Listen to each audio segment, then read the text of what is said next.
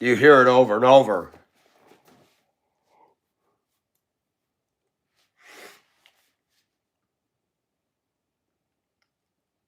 America is so divided. Why is that? You hear people say, can't we all just get along? Can't we all just kumbaya? You'll have to forgive me. The air quality, I do not have a cold, but the air quality in Augusta has been very bad. It's high humidity, but very cold. So got a little congestion today. You'll have to bear with me. It's amazing. I call them snot lockers. There must be 1,000 miles of bronchial and nasal passages. You blow and blow, and a trainload of that clear stuff comes out. Just blows my mind. I actually read that mucus is good, if you can believe that.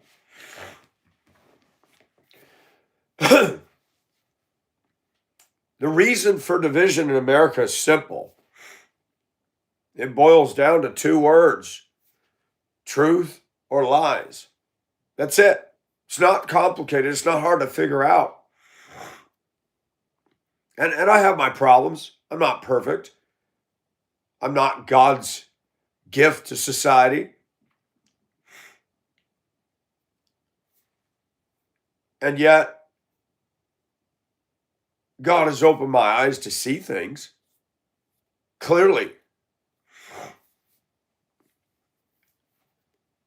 Look at all the haters on the internet. Look at all the trolls. They breed like rabbits. Anytime they can just be rude and leave some stupid comment, they do. I was bebopping to Steve Taylor's On the Fritz song, good 80s Christian rock song. I try to introduce music that people haven't heard of to kind of get them interested in stuff. And wow, I never even heard of this. And some guy leaves a comment saying, yep, children, mental illness is real. Mental illness. I'm dancing to a song, and that's mental ill. So I clicked on his ID, went to his channel. He looks like a sumo wrestler, but he's not a wrestler. Got a big old gut out here. Not handsome, not attractive, not physique. And he had a channel with no shirt on, attempting to lift weights. I was so close to leaving a comment saying, you're going to call me mentally ill? If you ever looked in a mirror, I thought, nope. That's how you can get strikes against your channel. I should have reported them. And I need to just start doing that when people leave a rude comment, just harassment. And it's amazing that the people who are the most critical of me, you look at them and you go, are they jealous? Do they really think they're all that? The answer is yes to both. I was scrolling through lives this morning, and a black woman was talking to somebody in the chat who had the end of their ID, TMZ. Oh, you work for TMZ? Put my music on there. TMZ is garbage. I have no respect for them. Why do we have division? Well, when you have people working for a entertainment, news outlet, whatever, and you hear them celebrating the assassination of a man for speaking this, that's a problem. We can't all just get along. When people are celebrating a cold-blooded murder because somebody had permission to go to college campuses and tell the truth.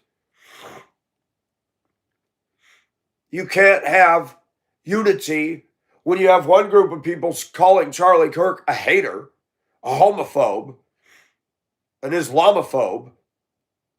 Islam is dangerous to this country. If you can't see it, you are the problem. This isn't just agree to disagree. Islam has beliefs that are destructive to the kind of government that we have. You think Islamics can dwell and coexist with Christians? No, they can't. Check with Nigeria if you doubt me.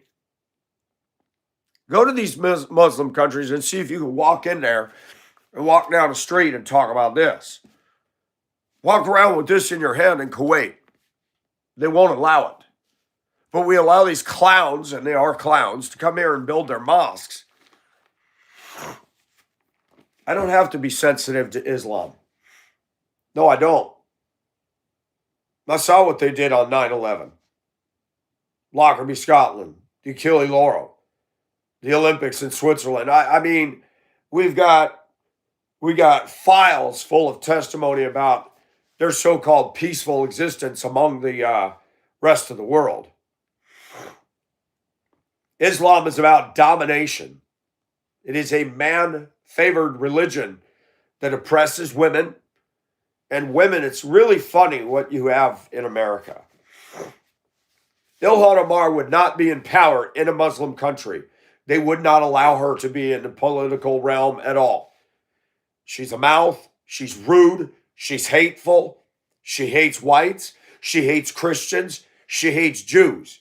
She stood up on the House floor running a ranting diatribe against Israel. Not one Democrat pounded the gavel and said, you know what? You're done. If you're racist, you can lose your job. If you're racist, you can make $175,000 a year and be worth $175 million. And you can funnel funds out of Minneapolis to Somalia. And you can say that if you get back in control, the Republicans will never come back. I mean, this sounds like a dictator, folks. And New York City is stupid. Stupid. Voted in a Muslim communist. What a combo.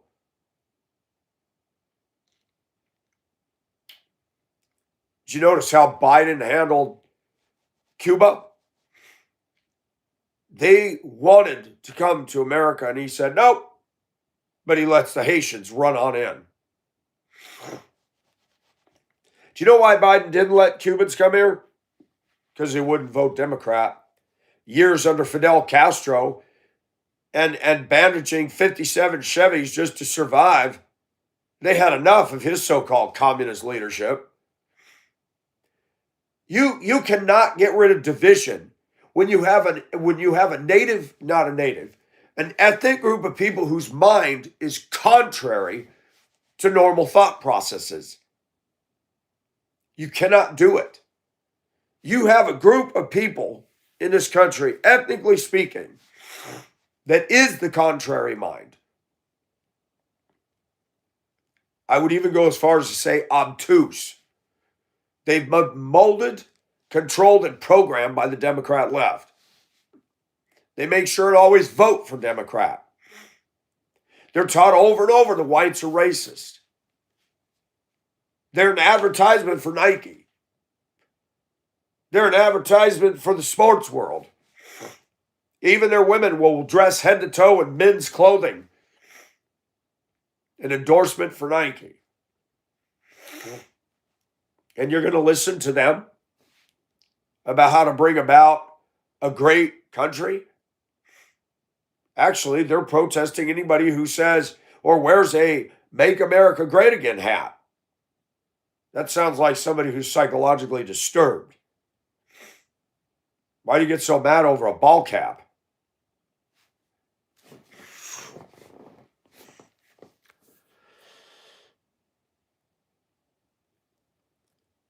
I was talking to a friend of mine last night. Companies are getting credits and kickbacks for hiring DEI. DEI is not working, by the way. Roll in late. He tells me at his factory that they come into the break room. They sit in the break room, make their breakfast, lace up their boots, put on their company clothes, piddle around well after punch-in time. I see it in my place. The South is real interesting. The tail is wagging the dog.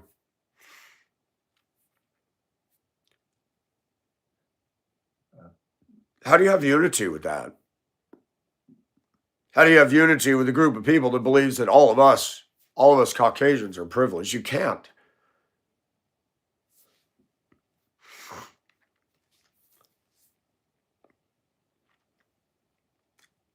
The Democrat mindset is not right. I don't care what people think of me. I'm not the problem in this country. I'm not the one spray painting stuff. I don't even own cable. I don't even own a television set. I have no desire to have it.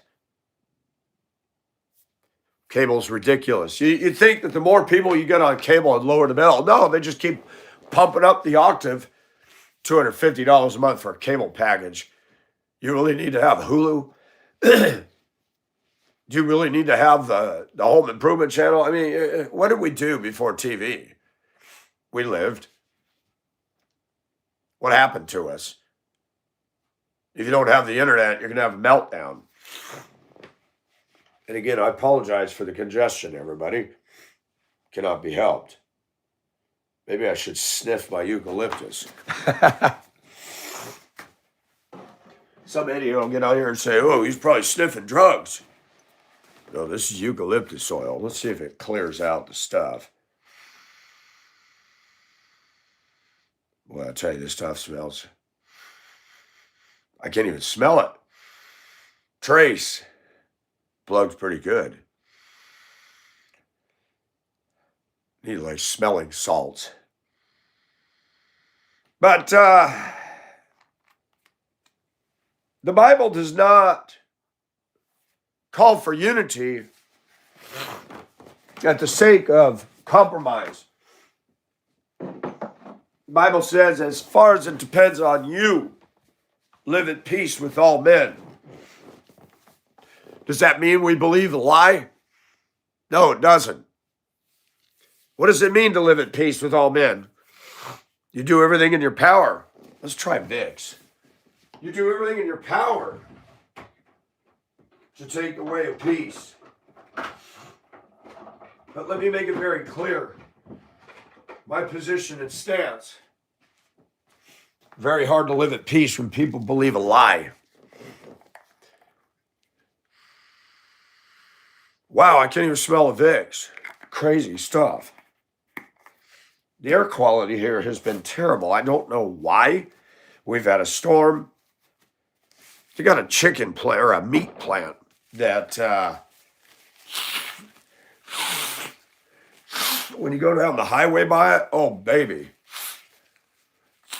it stinks. And every so often, if the wind changes direction, I'll smell it all the way over at the house. We got a Starbucks facility. It smells like burnt toast. I can't imagine that would... Vicks, baby. Might need a neti pot. Sadly, as much as I don't like cold, I sleep so much better. I sleep like a rock. I like wearing good clothing. I started doing all this here because it's so hot. I mean, hot to the point of gross. So I wear stuff like this because a t-shirt is too much. That around my neck, I sweat. The South is terrible for heat. I wish I could do public speaking. I would love to live up north if I made the money. I mean, do you know what your heating bill is? People pay $800 to fill their fuel tank for their heating oil. That's ridiculous. And that's all being driven by a party that wants to punish us for using fossil fuels. How can you have unity with that? When you have a party that doesn't care about the working class people. not middle class, working class. When you have politicians lining their wallets, they're selfish. How do you have unity with people who think it's okay to fight against federal agents doing their job, blocking streets, blowing whistles, honking car horns? Come down here and do that in the South and watch what happens. Go to some of these hick-billy neighborhoods and do that. I promise you, they'll be getting their guns out, and they'll put an end to it. The South, or the Democrats, want to ban guns. The crimes, you got a clown, I think his name was Alex, walking towards the protesters with a gun. And these stupid protesters going, they shot him, they murdered him. So if somebody walks towards you with a gun, what are you going to do, dum-dums? What are you going to do? You think they come in peace? These protesters are children, grown toddlers. I'm tired. You can't have unity with Mayor Frey. The guy's frayed. And you got waltzing Matilda with his tampon dispensers in the boys' bathroom. What rational human being would come up with that? How do you have unity with that? You can't. What do people like us do when we watch Minneapolis implode? And the police chief making excuse after excuse why their team didn't do anything. You got Minneapolis laws. You don't block a street with your vehicle. Go arrest them, ticket them, tow them off. No, they didn't do anything. Protesters, clear them out. I've never seen such incompetence. People get on my channel and dancing to music and they say I'm mentally ill. Really?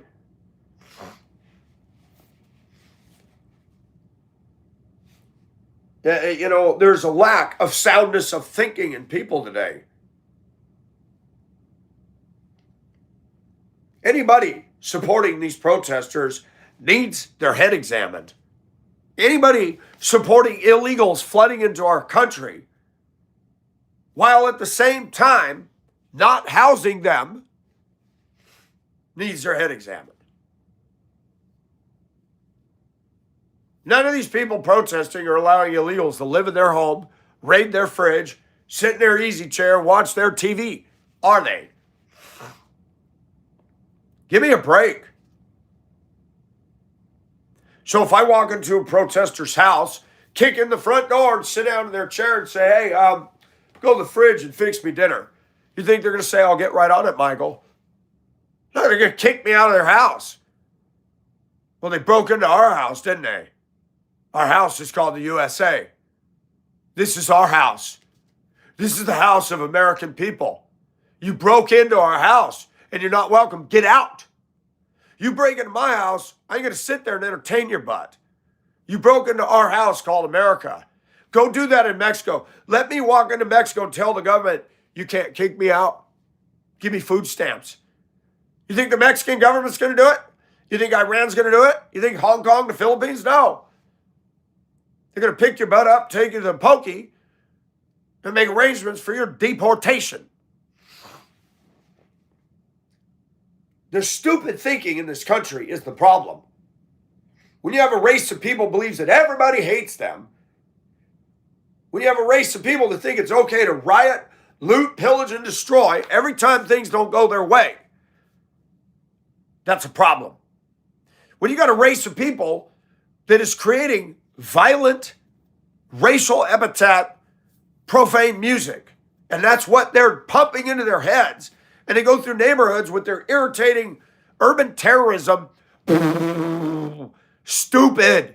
I don't care who you are. You listen to that, something's fried. People want to call me racist for saying that. No, your brain cells are gone.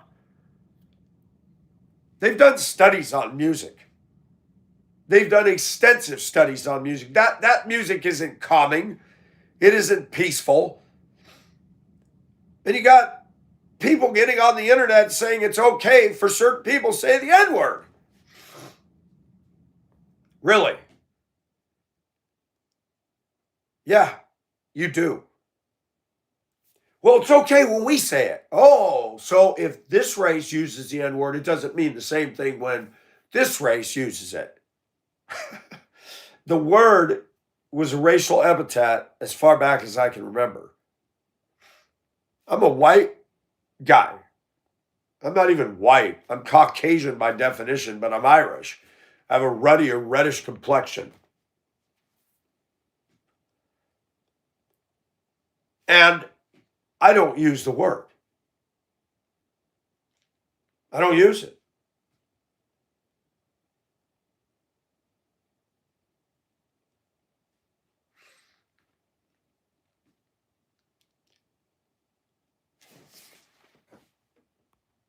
Our country has become utterly stupid. I want to take a moment to talk about something very sobering. This young woman, her name is Teresa. She's a Filipina. She's not my love. She's not my girlfriend. She works in the UAE, United Arab Emirates. The Philippines has warned Filipinos about going there to make $1. I lived in Hong Kong. There was 130,000 Filipino domestic helpers in Hong Kong. I chased one over there that I'd fallen, in heat with over the internet in 2008. Spent 4 years off and on with this relationship, and then lived in Hong Kong for 13 months. So I learned a lot about the Filipino community. Teresa, I don't know if she is Muslim, but she has to wear the headdress and all that in UAE. Let me make that clear. A woman in another country has to lose her rights and dress up like a Muslim. We got the Democrats that are pushing for Somalis and Muslims to just flood into this country. Obviously, they haven't paid any attention to what has gone on in the UK, France, Germany. The Muslims that have flooded into those countries are causing problems. They're upsetting the apple cart. They hate the British way of life. They hate the French way of life. They've ruined Paris. And now Democrats want to bring them over here. And it is not racist for me to say bringing Somalia to the U.S. is not helping the U.S. in a better way at all. The Somalis are coming to Minneapolis, bringing their Somali culture and everything, and they're not integrating with us. They don't like us. I don't understand that. You're going to leave your country. You don't want to stay in your country. And you're going to come over here and act like Somalia is where it's at. That's brain damage, people. We're going to leave Mexico because it's so bad. But then we're going to wave Mexican flags in Cinco de Mayo in the streets of the U.S. That really makes a lot of rational freaking sense, don't it? I got a friend in New Zealand. If New Zealand opened the door for me to come over there and they gave me a job and provided housing, I would take it. New Zealand is beautiful. A little more peace over there than in America. But if I were to stand up, oh, America, walk down the street, New Zealand is oppressive, New Zealand is bad, I'm going to smash shops and steal things. People get on my channel and say I have mental problems. No. The Democrat Party of the USA is a mental institution. The people that vote for them need to be examined. I would say that if I ran for office. I'm not afraid.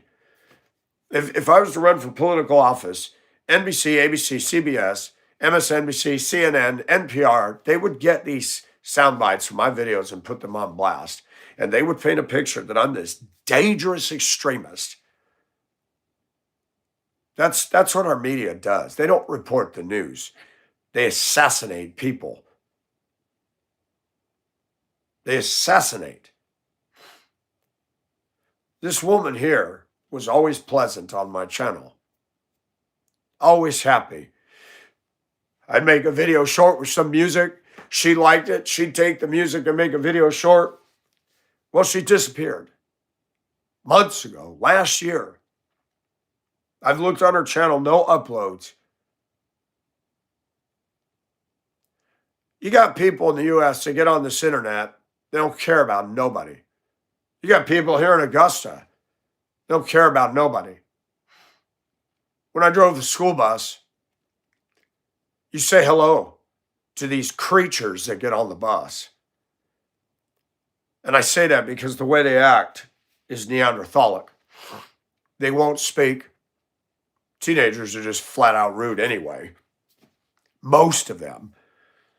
You care about your job. I cared as a bus driver, drive smooth.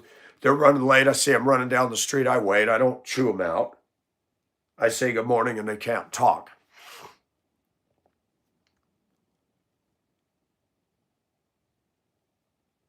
And then they won't say anything until I'm driving to a bus stop and some girls will come out of a house that's way far from the bus.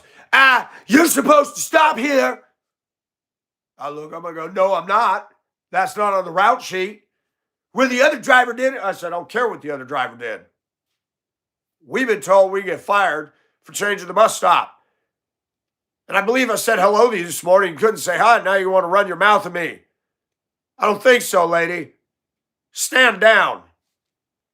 I don't have to take that from you. These kids out here are not nice. You know what their parents vote for? Democrat.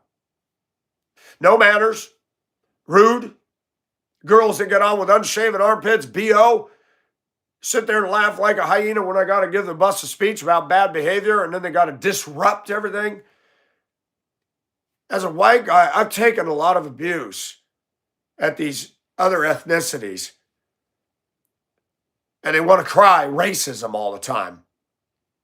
I lived in Hong Kong. I was friends with a man from Ethiopia. Big man. He had a lion's tooth necklace. I met him at karaoke and we talked. I met people from Pakistan. They were good dancers. Indonesia. I got along with a variety of ethnicity. You come back to the U.S., and if you listen to the media, you think there's only two races, black and white. No, there's Hmong, there's Vietnamese, there's all kinds of ethnicities in this country. You never hear the Asians whining and screaming and stamping their feet and tearing up downtown USA anywhere. You ever notice that? They get a restaurant, they start a business, they're good at it. They buy a house, they keep the yard clean, they keep their nose clean.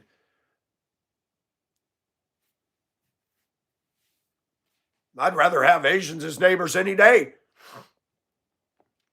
They come over here and appreciate this country. Filipinos appreciate this country.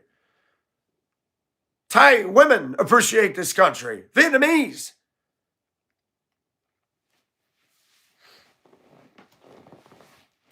This country has a problem. And the Democrats make it a problem. It's like when a dog poops in the corner and you take and rub its nose in it to teach it not to do it.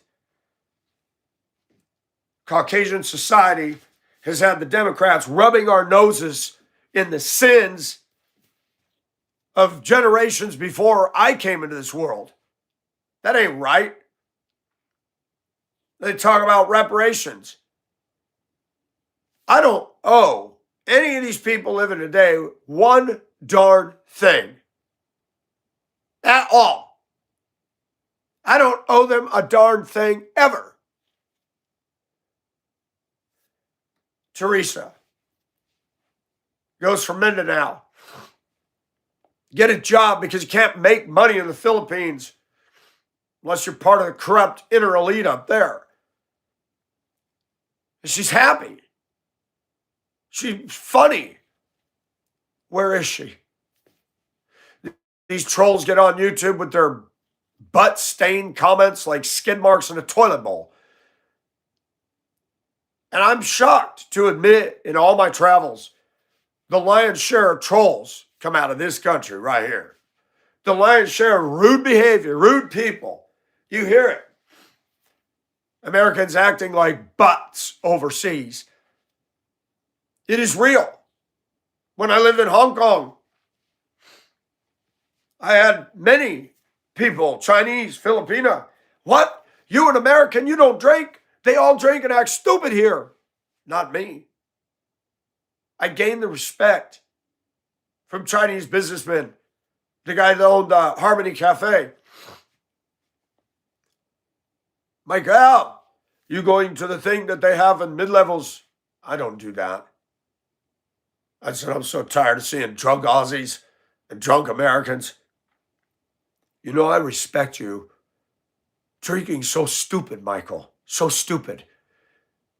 I live in a culture where they can't wait to punch out on Friday. The busiest place in my neighborhood is the liquor store.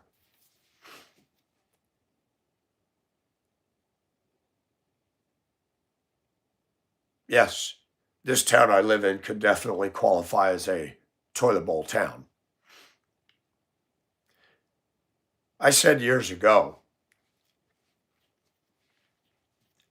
America can pretty much rate places to live based on this standard right here. Good places to jack off to porn, do drugs, and get drunk. Lots of places in America for that. They have nothing for the kids. You got to spend money or go to malls or expensive restaurants. And our society lives on this phone, the internet.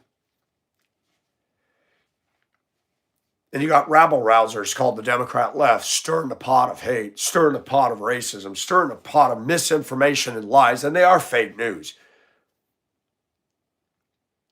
When we are glorifying and magnifying and exalting the transgender community, have you seen how nice and sweet they are? I haven't seen that at all. They're full of hatred. They're the ones getting the guns. They're the ones shooting and killing and encouraging rhetoric against me and what led to Charlie Kirk's demise. If you want to be twisted, you have the right to do it. But that's not enough for these people. If we don't give them a group hug or give them compliments or give them little ribbons and, Olympic gold medals for that, they hate us and they encourage violence against us. I think it's funny the Democrat Party used to call himself open-minded. That is a lie.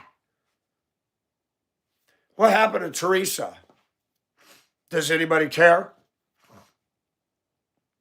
These butt-stained trolls on the internet care? No, they don't.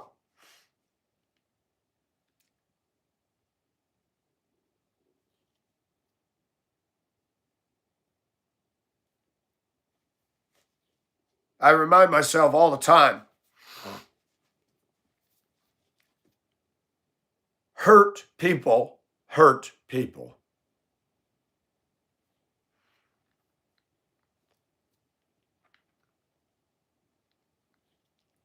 People say, will you ever go back to school bus driving? No.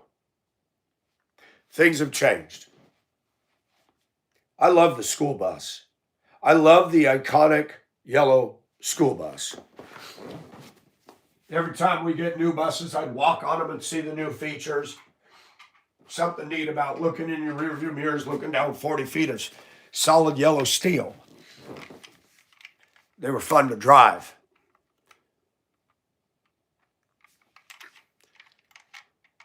Student management today is tough. I remember a group of Hispanic girls that had attitudes, or should I say baditudes, in Denver got off on the west side. I said, have a good weekend, ladies. We're not ladies, we're boys. I said, whatever, have a good weekend. The hatred, the rudeness, and they weren't boys. They weren't even dressed like boys. They had the hoochie nanny tops on and everything else. Does anybody get the feeling that you're punished and hated just because you're white? Does anybody get the feeling that it's not favorable to Christians and conservatives? Does anybody get the feeling being nice today is more dangerous than being rude? Using your turn signals, going the speed limit, trying to respect authority, coming to work early, clocking in on time, doing your job. Does anybody get the feeling that that doesn't matter anymore? America's celebrating unrighteousness. And America has given a permission slip to bad people. Look at this crap in Minneapolis. This should have been shut down in 24 hours. Tim Putz Waltz and Frayed Frey. Clowns. Complete incompetent clowns.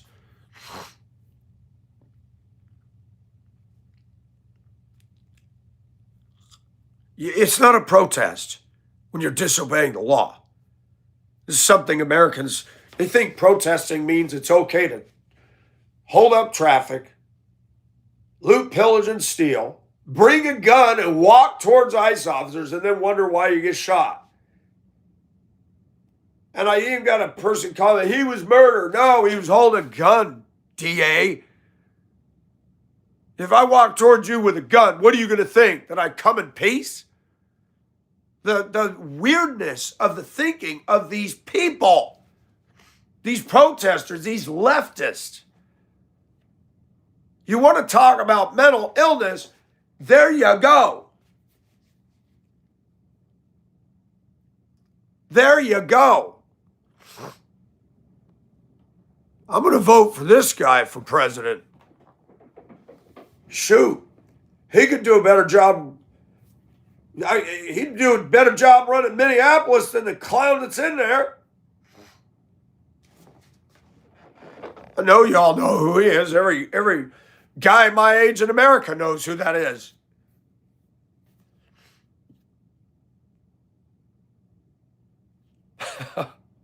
I was not allowed to look at that magazine as a kid. The adults thought it was inappropriate for us children, especially the Mad Fold-In.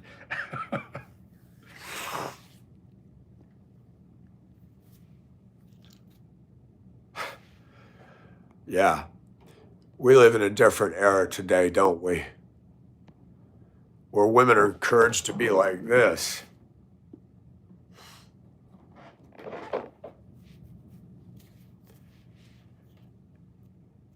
And men today, what is the definition of a man today? Revving your accelerator, making noise with your exhaust system, playing offensive racial epithet music, sitting low down with the seat all the way in the back seat, going like this and glaring at anybody who looks at you. That's the definition of a man, being a neighborhood irritant. It's amazing how many little insecure boys that call themselves men breed like rabbits in America, raised by mommies. Emotionally driven logic mommies. No dad in the picture. Young ladies, what happened to them?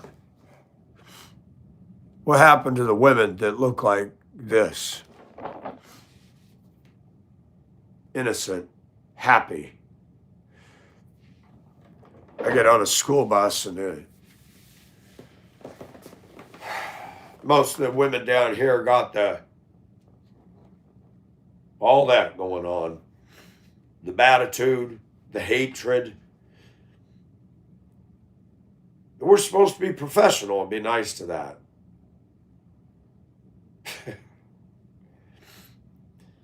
That bus route, that high school route was so rude. A few years ago, went on the holiday break, December. I said, you know what? I got to stop being nice. Stop greeting them. They don't even respond. I thought, well, we'll start after New Year's.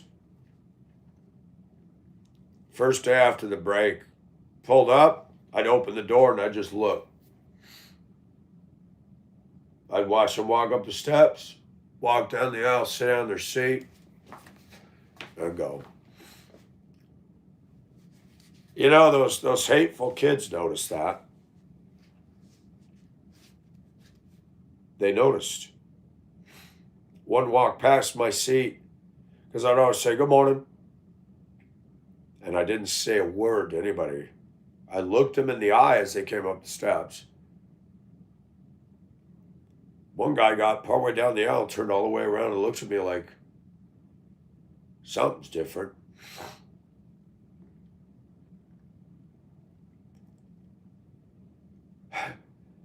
It bothered them. Those hard, jaded kids. Black, they were all black. There were no whites on that bus.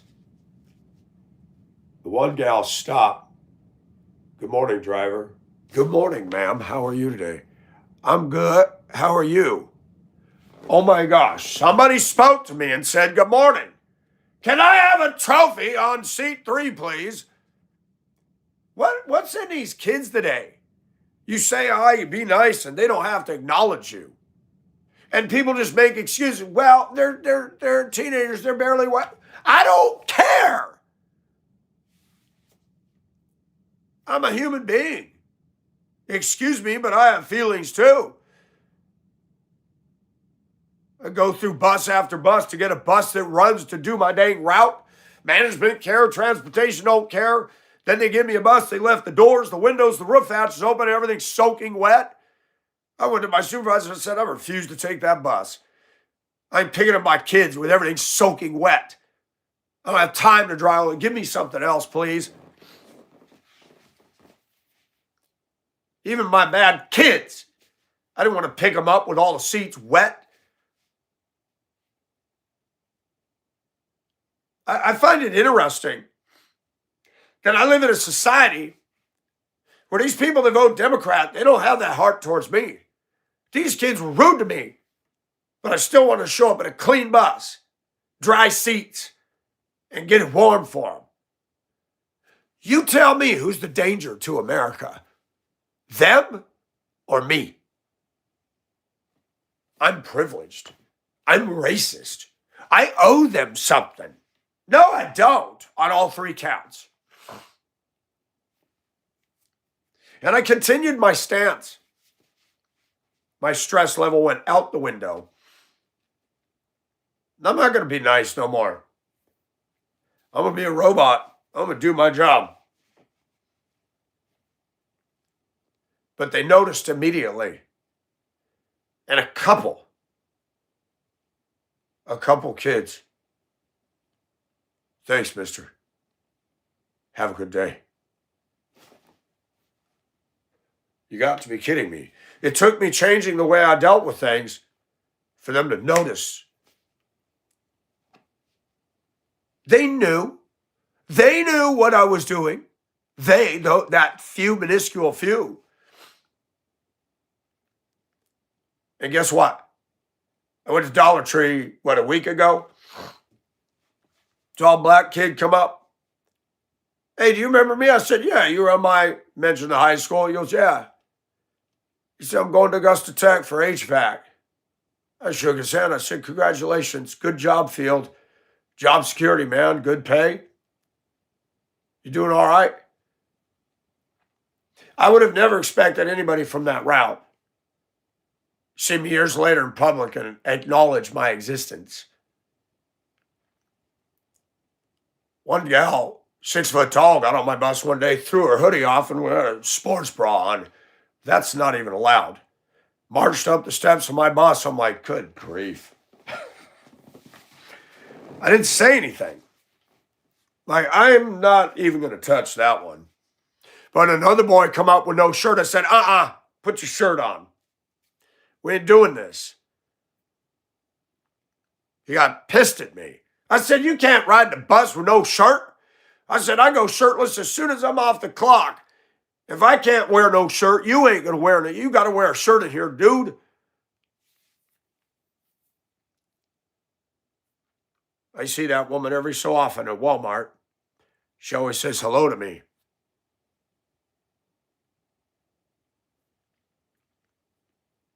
I want people to know this, because there are some people that are still human. Are you? Why are all these salt and pepper hair white ladies in Minnesota so angry at ICE?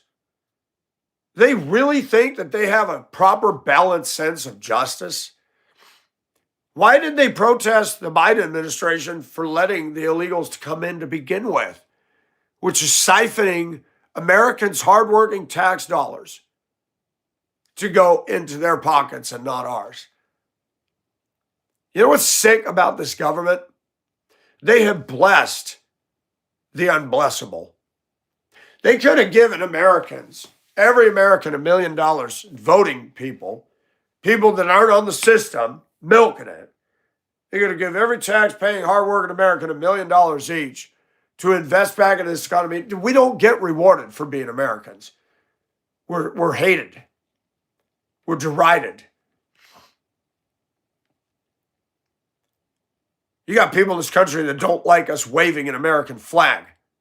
I went to the flea market one day and the Mexicans cruised through there in their Silverado with a big giant Mexican flag mounted on a pole in the middle of the bed of the truck.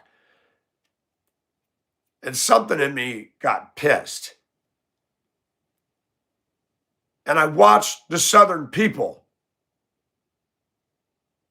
They turned all the way around and you could tell they were not happy. What the hell are they rolling in here with that going? Your country's so great, then go to it. I can't believe the so-called rationale of the left. There's nothing wrong with them being proud of their heritage. Well, then go home. Go heritage yourself to death in your country. Don't shove it down my throat. Go to Mexico. Let me buy another Deuce. Let me mount a 12-foot flagpole in the bed of that and drive through Mexico. You think they're going to go for that? Let me do it in Hong Kong. Let me turn my truck sideways on Queensway Road in Hong Kong and block 5 lanes of traffic with a flag. You think the Chinese police are going to give me a wide berth and let me do that?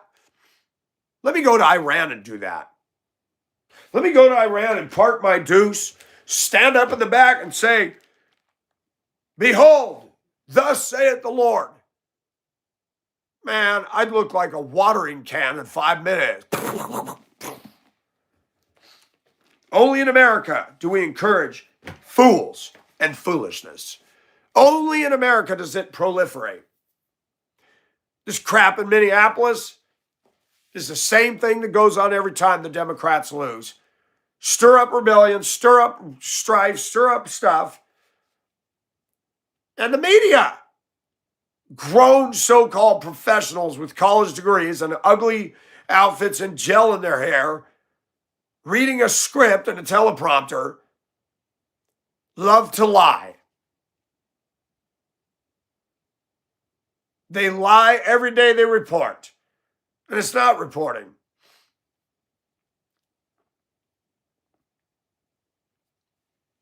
I shot yet another protester. You couch it that way on purpose. Your titles are fake. protester had a drawn gun and was shot. That's the proper way to say it. What are you coming to the protest with a pistol for? You call that a protest, huh? What is this, the Wild Wild West? These protesters are mentally ill. They do not submit to Romans. The book of Romans is very clear for Christians about how we're supposed to view the government.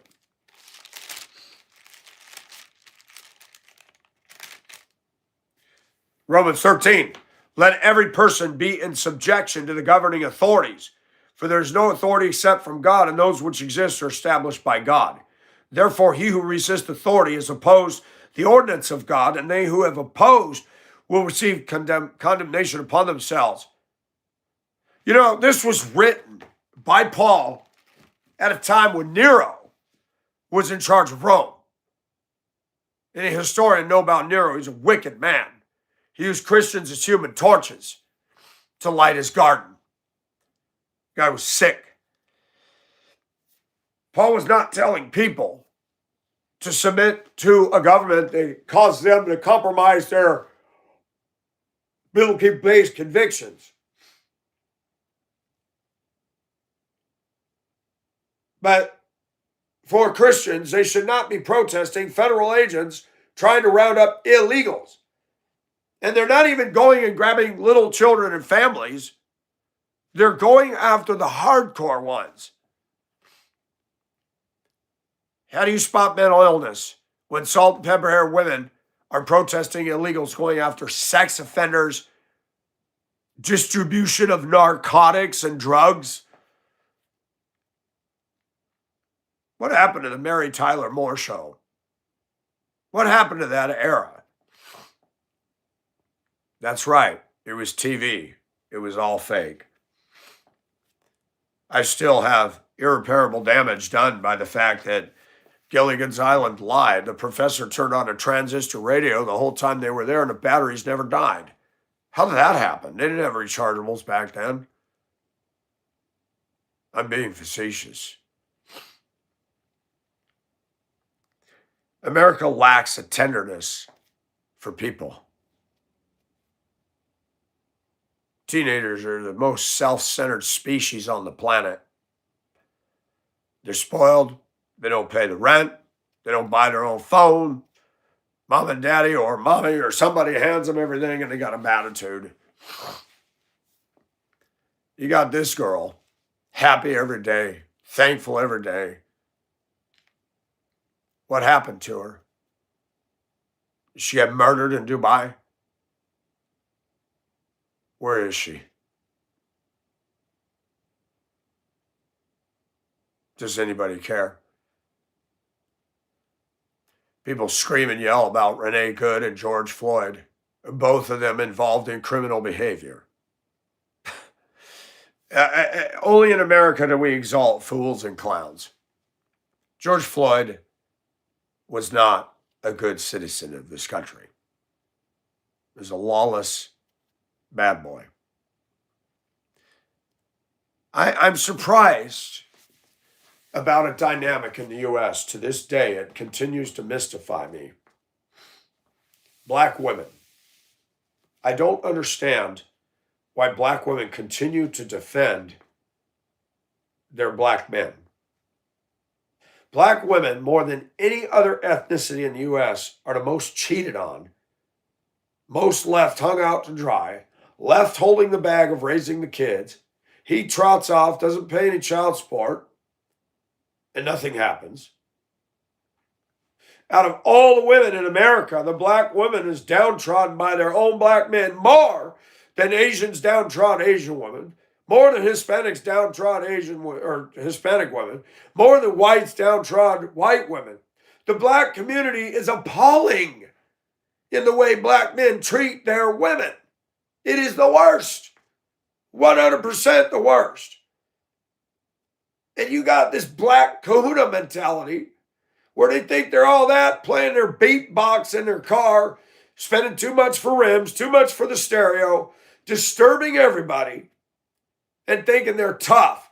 thinking they're a man, fathering children and have nothing to do with them, don't pay child support. Why is their butt not thrown in jail for that? And we worship celebs. LeBron, a rapper. Give me a break. If sports disappeared, I don't care. If the rap music industry collapsed, I'd be like, oh yeah, goodbye, Felicia. Get rid of that stuff. I don't need it. I don't want it. There should be a Surgeon General warning on it. Grand Theft Auto. I find it interesting in America that we endorse violent video games and then tell everybody there's no connection between that and real violence. So we're going to role play stealing a car.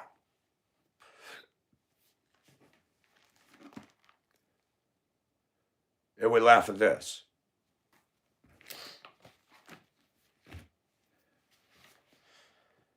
I don't care if people disagree with me. I don't care what they think of me. Truth is truth. And we will always have division in America as long as we have fools running loose in our streets. As long as we elect fools into office that believe boys have a period.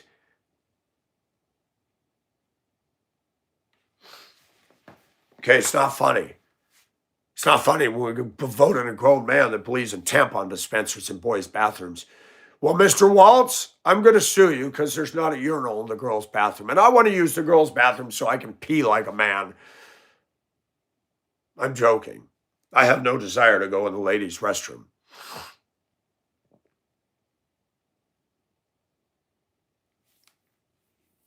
But my point is made. How far does this ridiculousness go?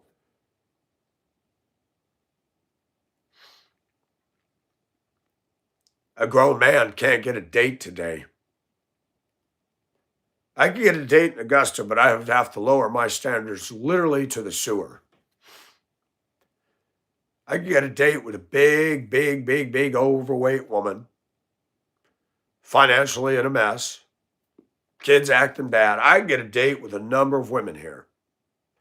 But if I want a date with a slender, attractive woman, I'm not allowed that. That's been denied me. I'm not worthy enough. These women are acting like deity today, privileged, entitled. And if you do get a date with them, what do you get? A headache, immaturity, a financial leeching of your assets. We live in different times. It's 2026. And it has changed.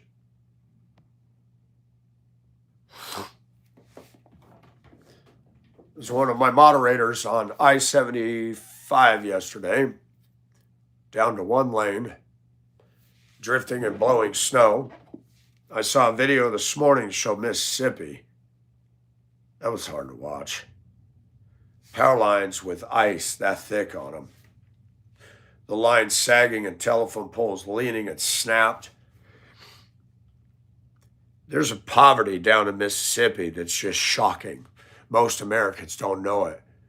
Black people living in houses where the paint is long ago cracked and faded off, clabbered, broken windows, sagging roofs. They're living in that stuff.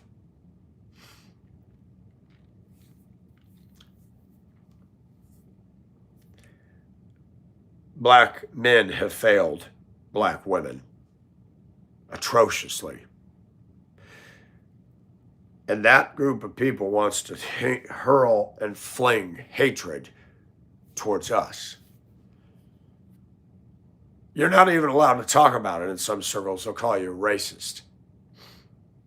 It's interesting how the Democrat has weaponized the word racism. Like Adolf Hitler. You can't say anything that angers the Führer. You have to shut your mouth. You have to walk on eggshells at work. While workplaces hire one incompetent fool after another. Don't show up on time. Don't put in an honest day's work. go out back, smoke a doobie. My friend in Cleveland, he works at Amazon at times and alongside his full-time job.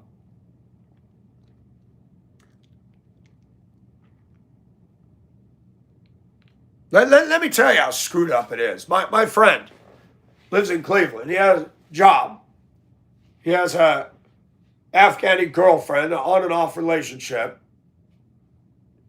She's Muslim, he isn't. I've talked to her. She's a very nice woman. Attractive. She's really into him. And he's into her. But he said, you're going to date me, and we're going to be involved. The burqa comes off, and I'm not becoming a Muslim. That's right, men. Hold the line. Hold the line. Love isn't always on time. No, no, no. Why is he dating an Afghan woman? Because she still embodies a sweetness, a niceness, and has a ladiness to her that is gone in most American women today. I watch these Caucasian women YouTubes. I can't listen to them. The nasally, whiny voices, the way they are, their obsession with their cat, their dog, and themselves. It's enough to make me vomit. I don't care what they think about me. I know all my life what they thought of me. Now that is where there's white privilege. Now, I will say white privilege exists, but it does not exist for the white male. It exists with white women. And I've said this on my channel years ago, Pacific Ocean Asia. If you want to talk about privilege, white women is where it's at. They can be rude, they can be narcissists, they can be materialistic, they get good jobs, they can get away with stuff at work, they can get away with stuff in the break room, they can get away with stuff on the road. Nobody wants to, and the white men are simps. They're begging to get a date with them. They'll get on their knees, they'll crawl over a cactus patch naked to get a date with these entitled narcissists. And the internet is full. The internet is a temple for American Caucasian female narcissism. It is a temple for it. My channel will never be a massive growing channel. I'm struggling to get to 10,000 subs. And the minute I say something that offends somebody, I lose 10. Jeez.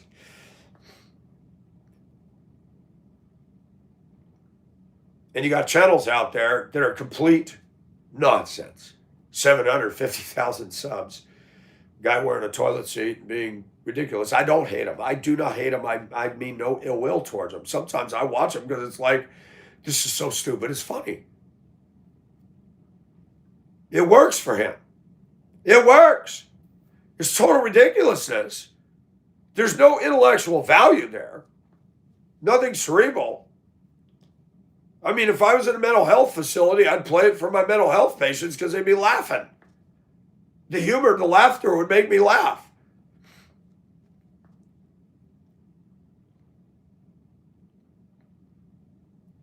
Then you got a transgender young person, thinks he's a girl, dishing heaping spoonfuls of hay or shovelfuls of hay to over me, calling me an ugly cross-dresser. I'm not a cross-dresser. I just wear a woman's shirt from time to time. They're comfortable, they're cheaper, and I just be me. Society doesn't like that either. When you do something just because you want to try something and you will not allow yourself to be squeezed into a box by them, then they attack.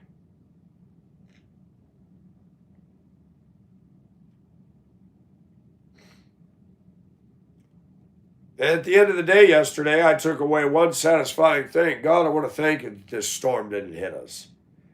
We had some impressive rain storms last night. But I wake up and there's no ice on the street, no sagging power lines. Praise God. Poor Mississippi. It's bad enough when you live down there in poverty and then no power. That's rough.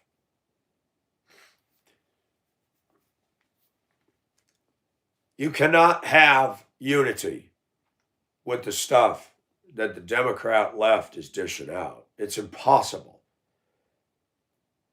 You got the church, you got Christians in America that the rose-colored glasses Christian. Well, I don't get into politics and divisive issues. In other words, you have no impact on society. Go away, please. I got you. Go live in your comfortable little mansion and your little retirement accounts and, your velvet pillows and enjoy your life. Churches are full of the cotton candy Christians. They're naming it and claiming it, and they don't want to be offensive. Well, good for you. The Titanic's sinking, and you're listening to the orchestra. Congratulations. Good job. The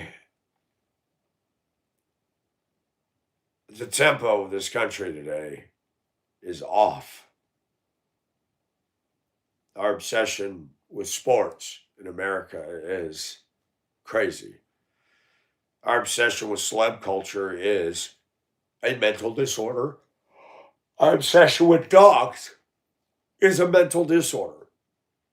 Our obsession with the need for driving fast, no matter what the condition, is a mental illness.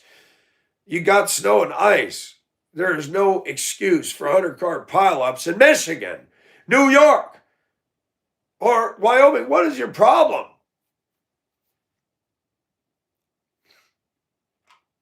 That stupid SUV you brag about can become your coffin. Slow down.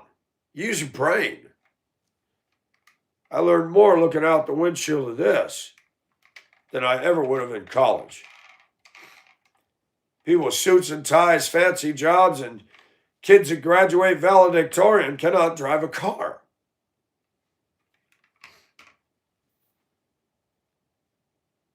Even drivers in Duluth for the buses said, I'm so sick of seeing those stupid license plate, my son or my daughter's an honor student, and then they cut in front of us and run our stop sign. All this bragging. I think in reverse to our society. By thinking in reverse, I don't look at suits and ties and college degrees and respect that.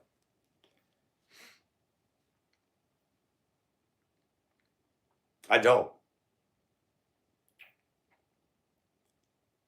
I had an old Minnesota couple live next door to me. I rented the top of an old corner store from 100 years ago. And the old lady was sitting on the porch. She goes, how you doing, neighbor? I said, I'm good. She goes, Michael, can I make some little curtains for you? I said, you don't have to do that. No, I just thought, I noticed you don't have anything, and I've never seen you naked, but I figured you want your privacy. She made me some cute little curtains for me to hang on a rod. What a nice lady.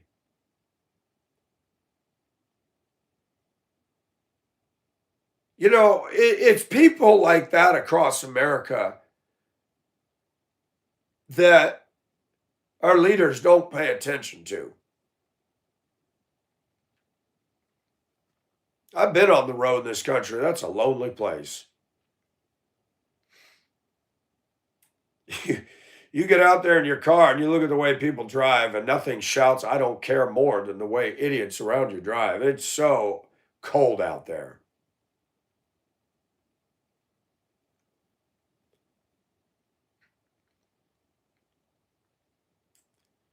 I'm not like everybody else, and I'm not going to apologize for it. I don't have to. We got a young generation telling us what to do. Excuse me, respect your elders and stand down. We used to have a saying, you're still wet behind the ears.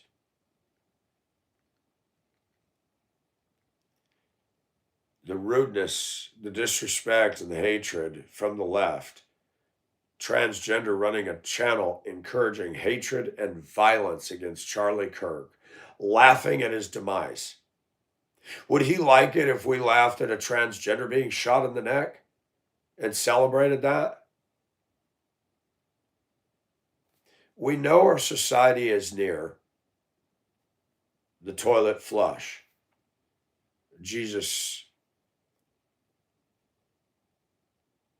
we talk about the golden rule. Jesus, do unto others as you would have them do unto you. You don't want to get shot? Then don't laugh when somebody gets shot for standing on their freedom of speech. It's funny. You got a clown on the internet, 58,000 subs or whatever, making money on super chats, dishing out hatred, rhetoric, harassment, and cyberbullying to a 14-year-old. And then he comes after me. Anybody who disagrees with transgender, he encourages violence and hatred. Why isn't YouTube shutting that down?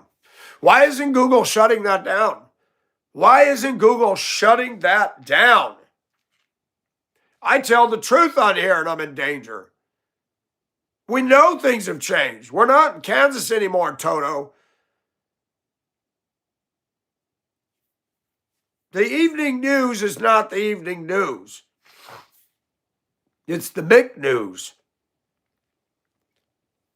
And I don't need to pound that in the ground. They're not reporting anymore. There's something in the Bible called the fruit of the Spirit. But the fruit of the Spirit is love, joy, peace. Let me read it so I get it straight. This stuff the media is doing is not based in truth. Ever. It's rabble-rousing. It's divisive.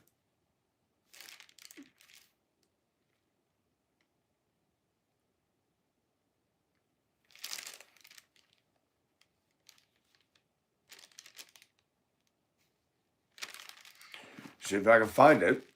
Now I'm drawing a blank again. See if this little concordance even allows me to find it in here. The thing that there's also fruit of Satan. That's what I'm going to get at here.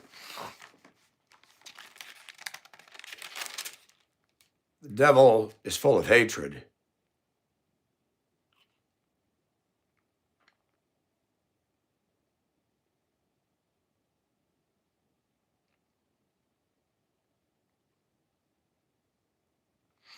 Wow.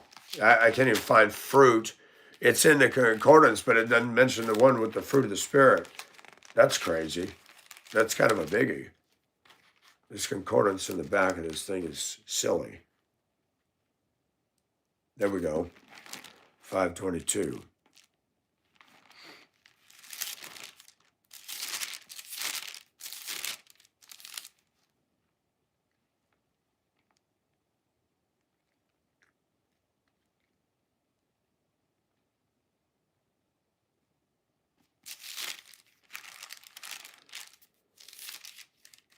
Galatians.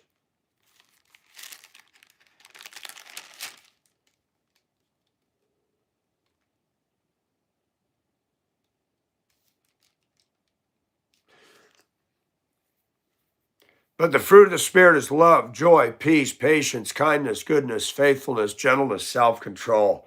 Against such things there is no law. Okay, for all you clowns who want to support the behavior of Minneapolis and Tim Waltz and Frey and the police chief, ask yourself, is any of the fruit of the Spirit being exhibited in this? Disturbing a residential neighborhood, blocking streets, yelling, cursing, cussing, attacking, assaulting, refusing to obey commands. Tell me how that's the fruit of the Spirit.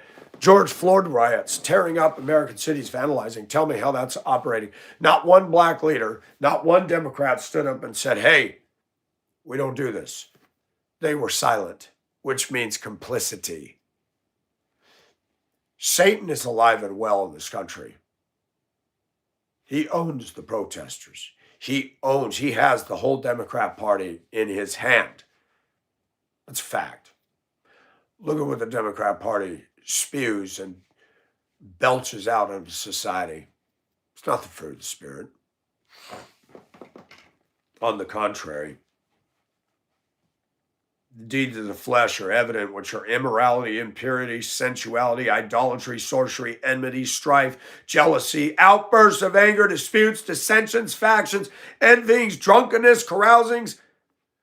Now we got the fruit of the devil. All embodied by the left, all embodied by the protesters, all embodied by the so-called George Floyd Justice Popo. You call yourself a Christian, you support this wretched behavior in Minneapolis, you ain't reading the word at all. I got my problems. I struggle with the flesh. I struggle with sensuality. I struggle with immorality in my mind. That happens because we're sinners. It's compounded by the fact that used to be, it wasn't hard, Michael, to get an attractive girlfriend. But today, if I want an attractive girlfriend, I'm going to have to go across the ocean.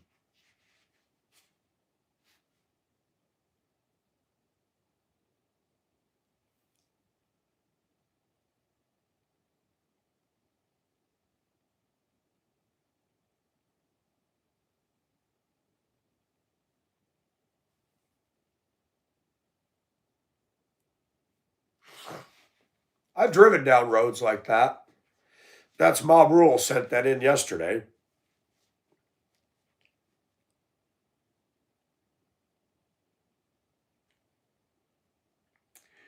It's nice when you're flying down the road in your warm vehicle and the music's playing.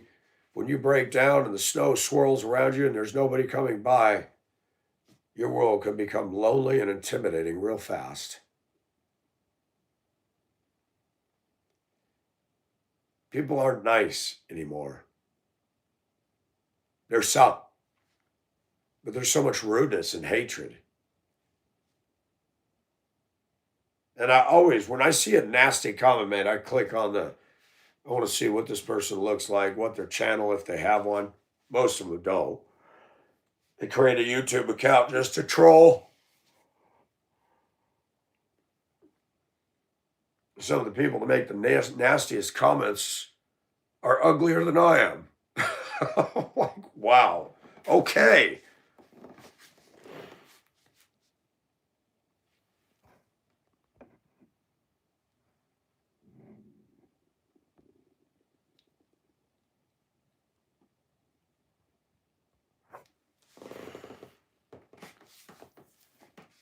California now leads the nation, both unemployment and homelessness. And you got that smug, arrogant, cocky, self-exalting Gavin Newsom going all the way to Davos to blast Trump. Let me say something, folks. Let me establish Psychology 101. If you want to know what projection is defined, insert the word Democrat.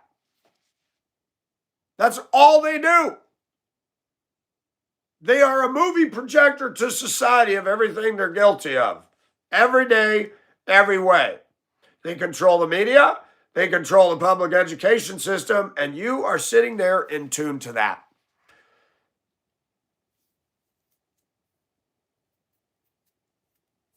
Look at that face. Look at that. It's hard to believe there's so much crap inside that brain that is so wrong, so twisted. E-Rock was telling me about Jeffrey Dahmer, things I didn't even know. I thought he lived in a house. He lived in an apartment. And he would seduce people to come and chop them up. He'd do his sexual deviancy with them, put them in the fridge. He decided to make lunch for his Mexican lady neighbor who couldn't stand him. She said it always smelled like death over there. She never ate it. He was cooking human flesh. And this guy would go to work. His coworkers thought he was a little weird. They had no idea what he was doing. When my hair was long, I walked through an elementary school a couple of years ago. I was riding a special ed bus, and I went in to use the bathroom after we unloaded the children. wheelchairs, etc.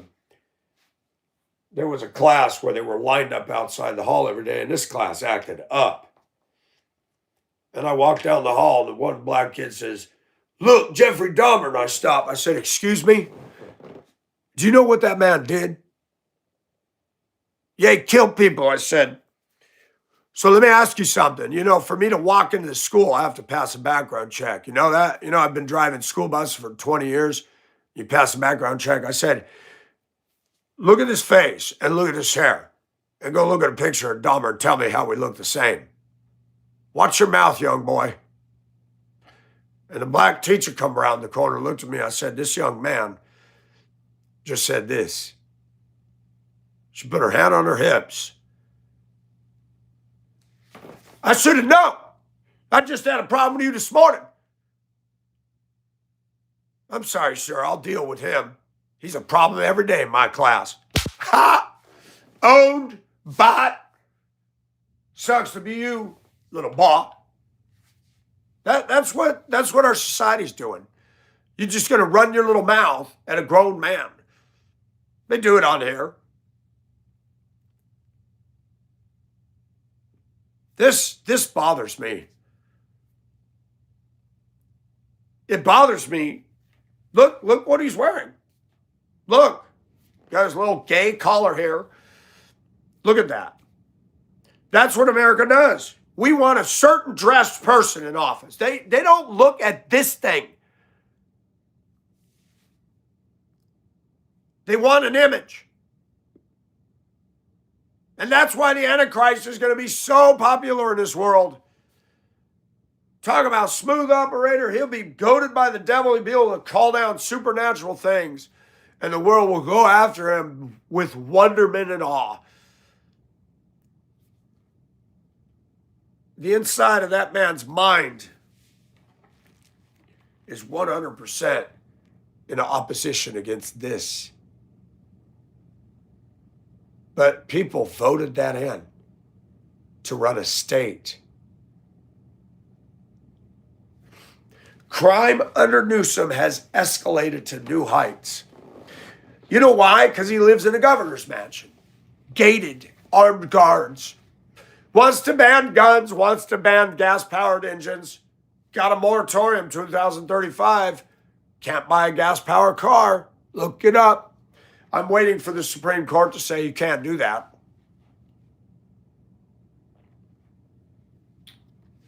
What a clown. But he wears the right clothes. America's all about that.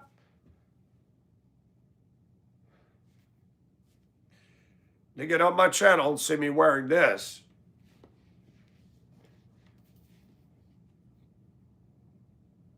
I'm not that clown kid that gets on here thinking he's a girl. Now that's mental illness. People came over to my channel. He was airing me live one day to attack me. Thanks for the free press. I got more subs because of that, by the way. People see your ridiculousness and then they hear me and they go, my gosh. It's amazing to me. Society's fascinating to me. The human brain, psychology. You don't need a textbook. Don't need a textbook to see how silly our country is. You don't need a college education into psychology. You just got to watch people. They voted in that clown that has increased unemployment, increased homelessness. Crime has risen to Everest high levels in the state. And people will get on my channel and say, this guy has mental problems. But if you see a girl dressed like this, you slobber all over yourself. Well, but Mike, a man's not supposed to dress that way. You're right. What about my own house? You know, men's clothes are more expensive than women's. Did you know that? It's the South. Most of the time, it's hot. This is a big factor in America right now. America hasn't learned its lesson. You keep voting in a packaging. When Easter, goddess worship comes, nothing to do with Jesus Christ, by the way, but you can buy those Peeps. Everybody knows what Peeps are. They know what packaging comes in. They know what a Reese's Pieces comes in. They know what a Hershey's. Everybody looks at the package. We know what a Coca-Cola is. You're gonna get a Coke can because it's got that look. And America keeps voting in suits and ties. They keep doing it and doing it and doing it and doing it and doing it and doing it.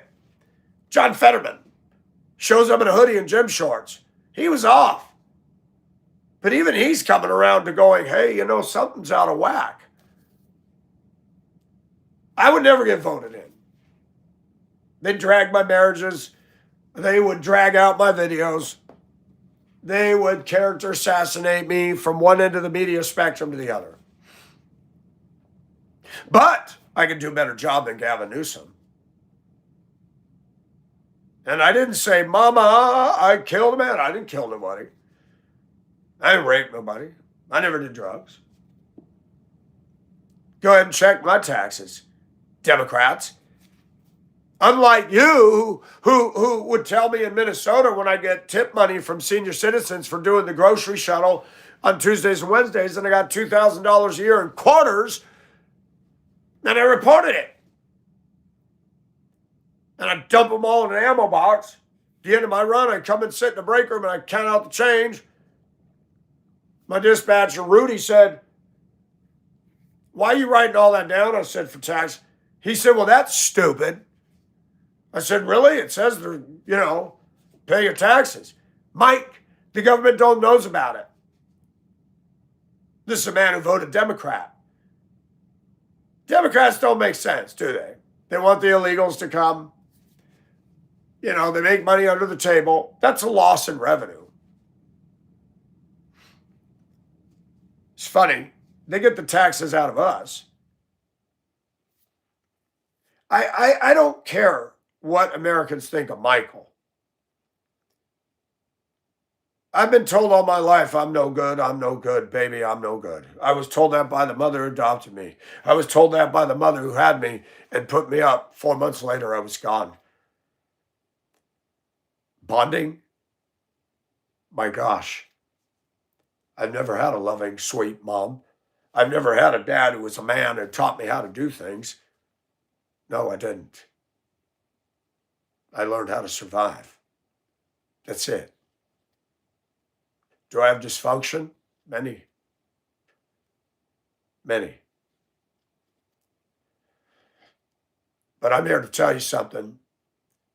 You keep voting in those suit and ties. They're the ones screwing the pooch. They're the ones cheating on their wives. They're the ones lining their wallets with your money. This clown wants to run for president. If that clown wins the presidency, I promise you, he will do drastic things that'll make our lives miserable. Get out to the polls and say no to Gavin and AOC and all these other fools on the left. And they're fools.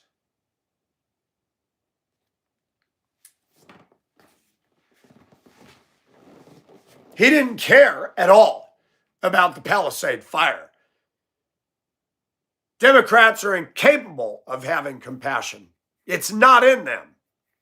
They're the ones that stir up the hatred. They're the ones that cover endless coverage of riots and mayhem and take the side of the lousy, rabble-rousing malcontents in our society. I'm sick of it. I'm tired of it. I don't care what somebody thinks about me wearing a pink, whatever top you want to call it. I don't care. I'm not the one wrecking society.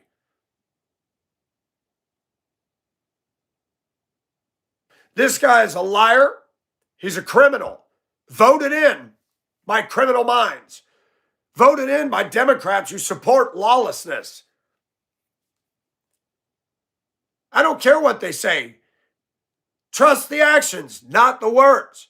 But Democrats keep voting in some smooth talker like Obama, Clinton's, Biden, an aging old man who doesn't need to be in politics. His wife should be charged with elder abuse, senior abuse. Guy calling somebody a dog-faced pony soldier. What the heck? That's our president. Russia was laughing. Iran is laughing. And you know what was laughable? When he's begging Iran to sell them oil. Oh, but Biden, you're against drilling and I'll shut down fossil fuels.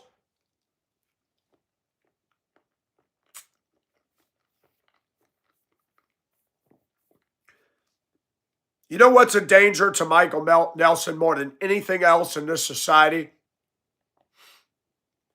It isn't pollution.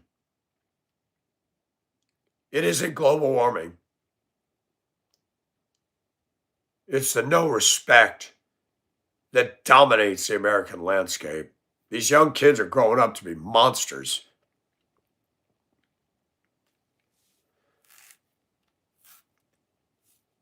Democrats say the greatest danger facing society is global warming. Is that what the Bible teaches? Has anybody read the book of Revelation? Oh, wait a minute. You don't believe in that. But you believe in global warming and evolution.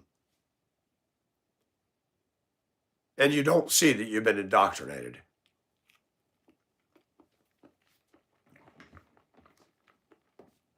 God already wrote how the world's going to end. It's all right here. Keep voting Democrat. They deny that book. They deny the holy, almighty God.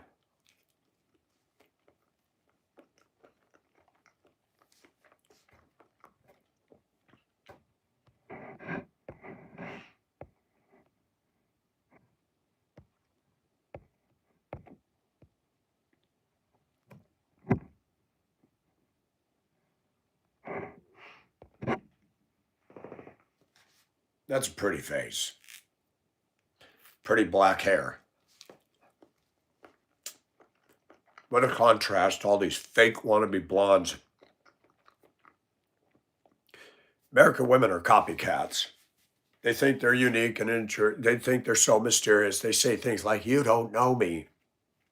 I know every one of you very well. You're all exactly the same. You're out of the same box of Captain Crunch. When you pour it, they're all the same. Natural raven black hair. I love women that don't cut off their eyebrows, don't dye their hair, that are unique, beautiful, natural. I'm in the wrong society.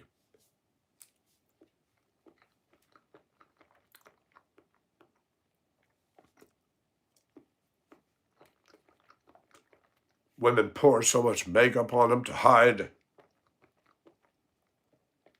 the imperfections. And those women, even if they're mildly pretty, I'm not worthy enough to get a date with them. But I lived in Hong Kong. I dated women that were natural, no makeup, beautiful black hair, no breast implants, clean, good hygiene. They were beautiful. I come here, you got plus size women that are looking down their nose at me, and I'm like, really? You're obese and you're looking down on me. That's cute. That's rich. And I'm not making this up.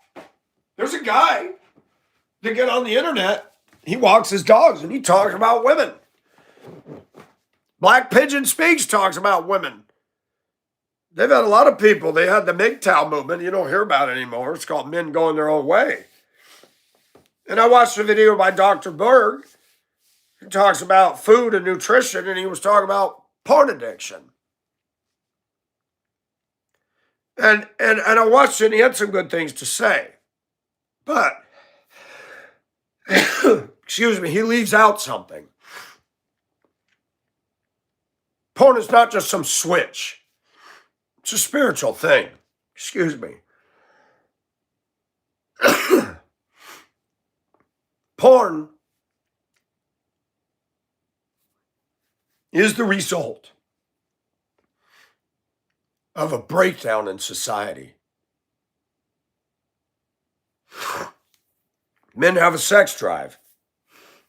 You go to church, we're told that you're supposed to crucify the flesh.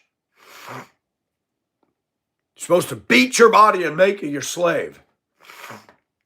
But God gave us the sex drive.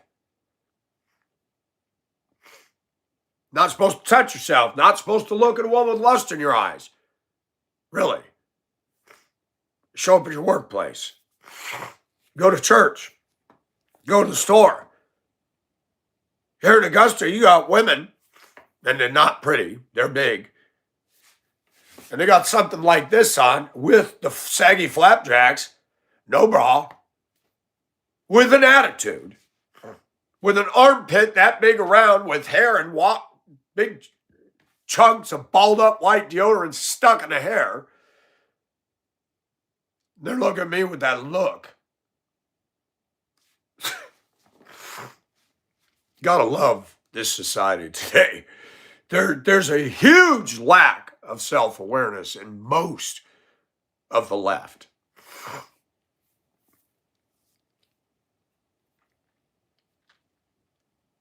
Somebody was chastising me in the chat room last night. I failed to address it on purpose, so I'll address it now. Excuse me, I'm going to blow my nose.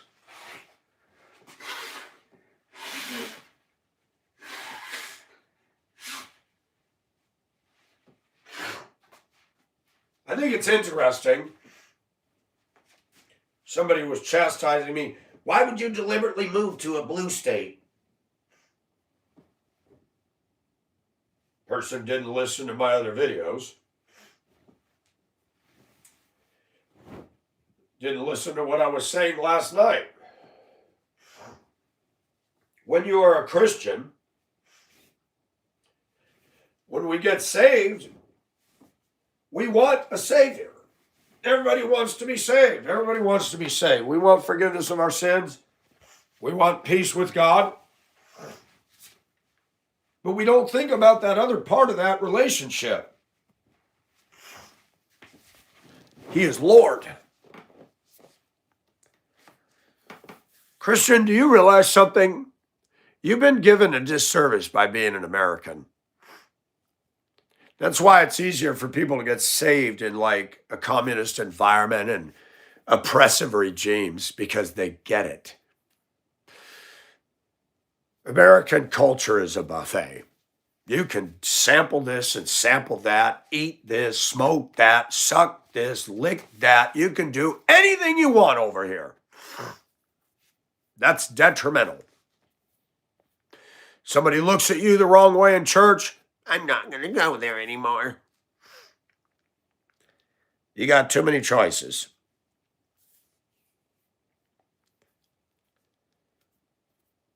You know, when you become a Christian, it's a growing process. As you get closer to Christ, as you go through the years, God starts moving in on you. It says in the Bible, he who began a good work in you will bring it to completion. Do you know how many Christians jump on me about this, jump on me about this and that, and jump and tell me what to do? Let me say it one more time, people. He who began a good work in you will bring it to completion in Christ Jesus. Who began the good work? You? That girl behind me? No, the Lord. Now you have something called disobedience, rebellion. That's why the Bible says God disciplines those he loves. He reproves those whom he loves. When you are a Christian, you're not your own. You go out there and live in the flesh, live like the devil. God can handle it. Don't be bossing that person. Just stand back. God's going to deal with it. And guess what? I moved to Georgia because God led me here. That's why. I had a black lady friend in Denver, retired from Denver schools. I hadn't heard from her about a year. She called me and said, I'm living in Georgia and you ought to move out here. I said, Georgia? Never was Georgia on my radar. But the South was. I wanted to move to the South. I wanted to get away from Colorado in winter, and I wanted to get away from the west side of America. I noticed something about the West. I've lived long enough. This is the truth. When you cross the Mississippi River, going east, it's different. When I make friends east of the Mississippi, they're friends. When I make friends west of the Mississippi, they're friends. But when you leave, that's it. I don't know why it is. That river is a dividing line.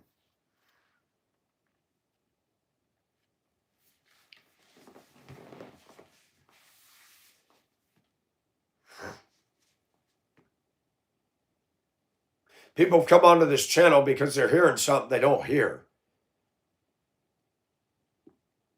I'm not going to go viral. I don't do super chats. I'm so tired of people saying, why don't you monetize? I don't want Google to get a dime of the money donated by you to me. They get 40%. Have you seen how much money they're making in a day? It's criminal.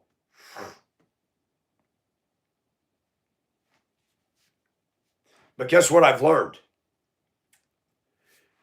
People will pay for a lie, but they will not pay for the truth. And the Bible says truth is free. Wisdom calls in the streets. The gospel is free. God wants me and us to proclaim it. But back to lordship.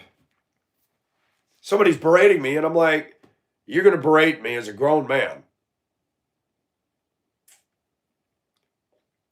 Well, you could have moved to Iowa. You could have moved to a red state. I did move to a red state. Became blue, and it became red again. I don't know why God has me here in Augusta. Sometimes we always think it's about our productivity. Does anybody know about a ship? They're made to be out there sailing. But there comes a time when it needs to be pulled into dry dock. Raised up out of the water, the hull inspected, repairs made, barnacles scraped off, rust stripped off, repainted. Augusta's been dry dock. It's been painful as all get out. Sometimes we think it's about us doing our own thing and sailing the high seas. Sometimes God says, you know what? I'm going to lay you up for mothballs. I'm going to put you in dry dock because you got some issues.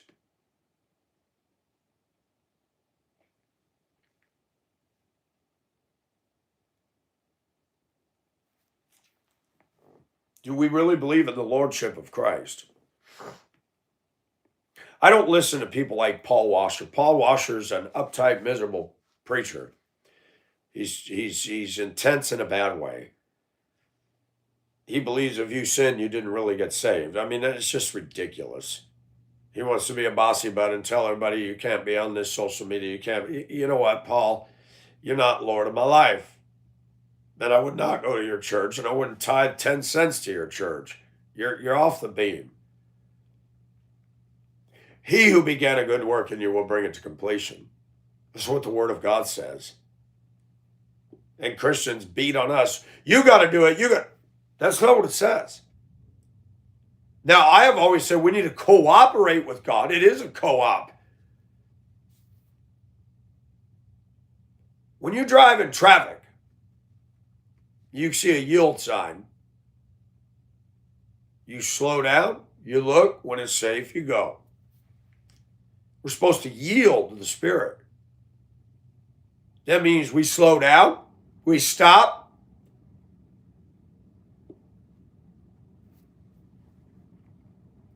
It says, walk in the Spirit and you will not fulfill the lust of the flesh. How do I get there? I don't know. I don't know.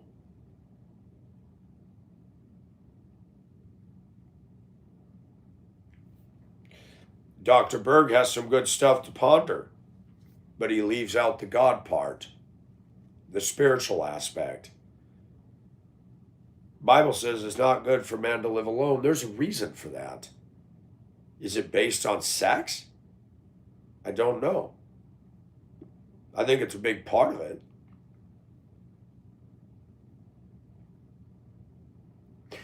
Dr. Berg says pornography is not about sex, it's about dopamine.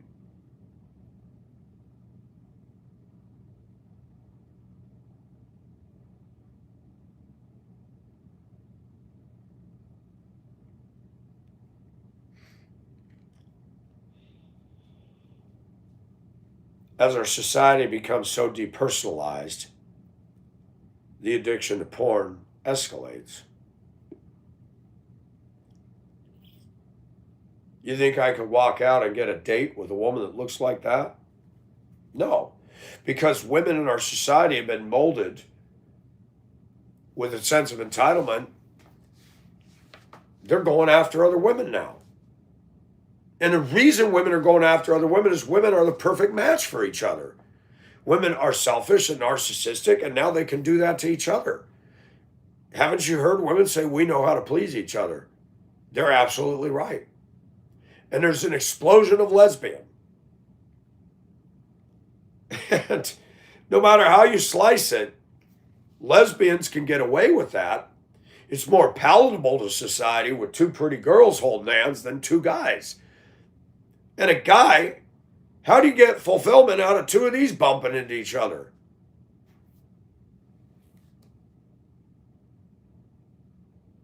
A man cannot give me what I need.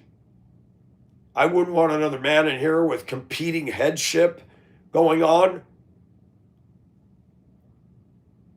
This is just psychologically whack. But same with two women. Emotionally driven, logic woman. One assumes the role of butch, dom, and sub. And then they go right back to the very thing they rejected. Patriarchal. But yet one of the women assumes a dominant and the other becomes a sub. Well, there you go. You got the husband and wife dynamic right there. It's funny how that works. We don't want God. We don't want his ways. But even in your twistedness, you gravitate right back to one being the male, one being the female. Same with two gays, dominant and sub. Somebody submits, somebody's the leader. Follow the leader.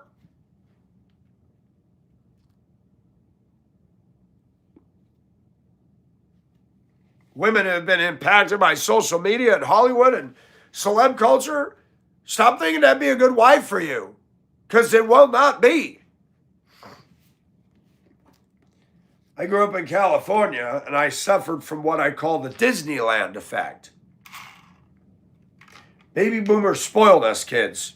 We're going to the beach, we're going to Disneyland, and wow, our sensory overload was real. I see people today, there's a guy I work with. He's the cousin of my supervisor. He never says hello, never smiles. And I noticed over the years, you see more and more of it, the zombie generation.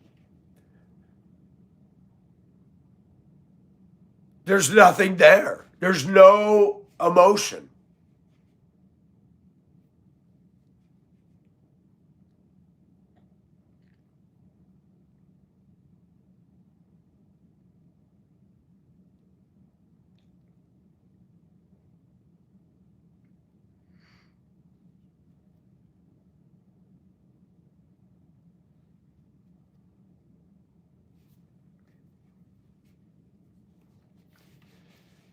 And I even admit to my viewers here, how do we grow as Christians and become closer to the holy perfection of Christ?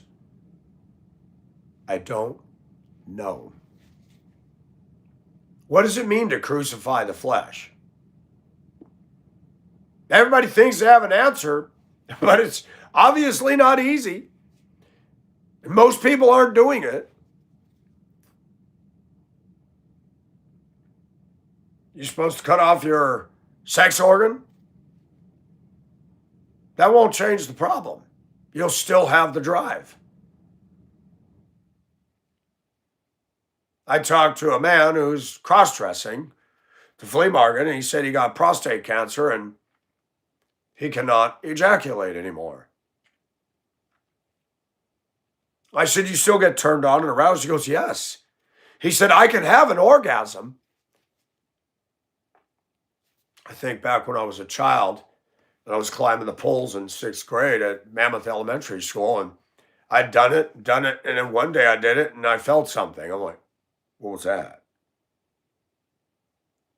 And I pulled my legs up and I felt this tingling. Welcome to puberty. I didn't go and talk to anybody about it. I just know it felt wonderful. And people scream and yell about masturbation. I do believe porn needs to go away. It wouldn't bother me if they just banned it and shut it down. But guess what? Porn is all around us. Women today don't dress appropriate. That's porn. They go to work with their soft bras or no bras, and they love to parade it around in your face. How do you change the core of us? And guess what? I had to find out the hard way. Just because you get married doesn't mean it solves the lust problem. Never does. They had a black guy on YouTube saying that women go after married men. That is a fact. I've watched it on my channel. Woman sent a voice gram to one of my moderators. Oh, I just thought you'd want to hear the sound of my voice. And he called me and said, does she not know I'm married? I said, she knows. I never got a voice gram. I see it every place I worked. Women flirt with the married guys. I saw management doing it at work. They don't want the guys that are available single. They want the hard to get ones. Because some women are snakes. They want to destroy something. At the core of them flirting with you, there's evil intent. They want to destroy your marriage.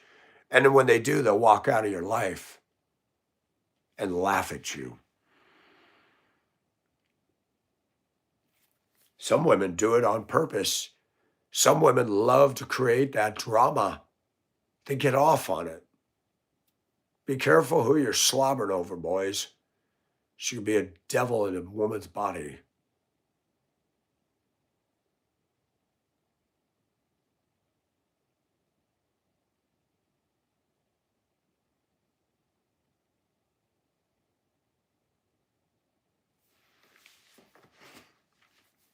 That cute little face behind me, you have no idea what's going on in that brain. She could put a knife in you when you're asleep.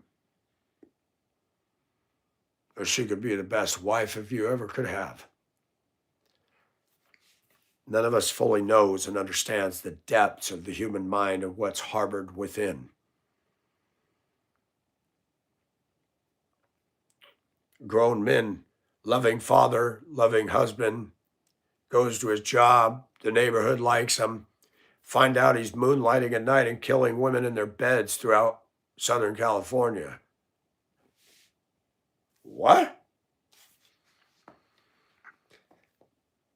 You know, the Bible says about us, the heart is desperately wicked and deceitful above all things. Who can know it? That goes for that. That goes for me. That goes for you. What's floating around inside of you? You can hide it from people, but you can't hide it from the Almighty. He sees it. People are shocked. People are shocked when you have a Jeffrey Dahmer making the news. Why are we shocked? Because people believe that people are basically good. We're not.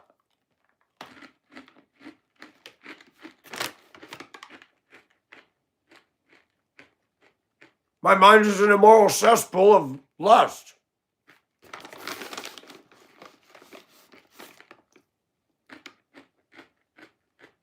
But look,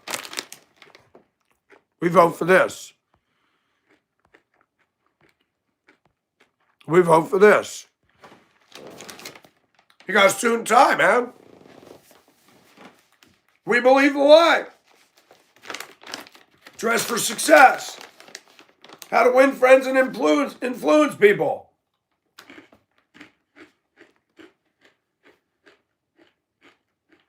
that you as a Christian, there's going to be a watershed moment in your life when you finally realize how dumb the world around you is.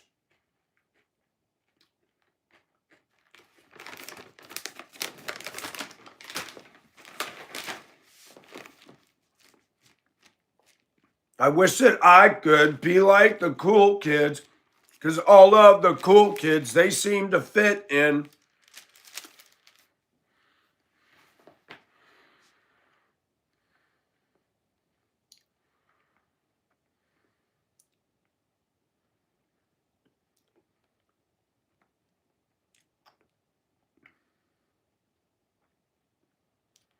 Therefore, when you see the abomination of desolation, which was spoken of through Daniel, the prophet, standing in the holy place, let the reader understand. Then let those who are in Judea flee to the mountains. Let him who is on the housetop not go down to get the things out that are in the house. And let him who is in the field not turn back to get his cloak. But woe to those who are with child and those who nurse babies in those days. Pray that your flight may not be in the winter or on a Sabbath. For then there will be great tribulation, such as has not occurred since the beginning of the world until now, nor ever shall. Do you know what that's talking about, people? The Antichrist, that world leader that's going to galvanize everybody together, that all the world's going to go, oh, this is it. This is our Gavin Newsom. He's polished. He speaks well. He's great.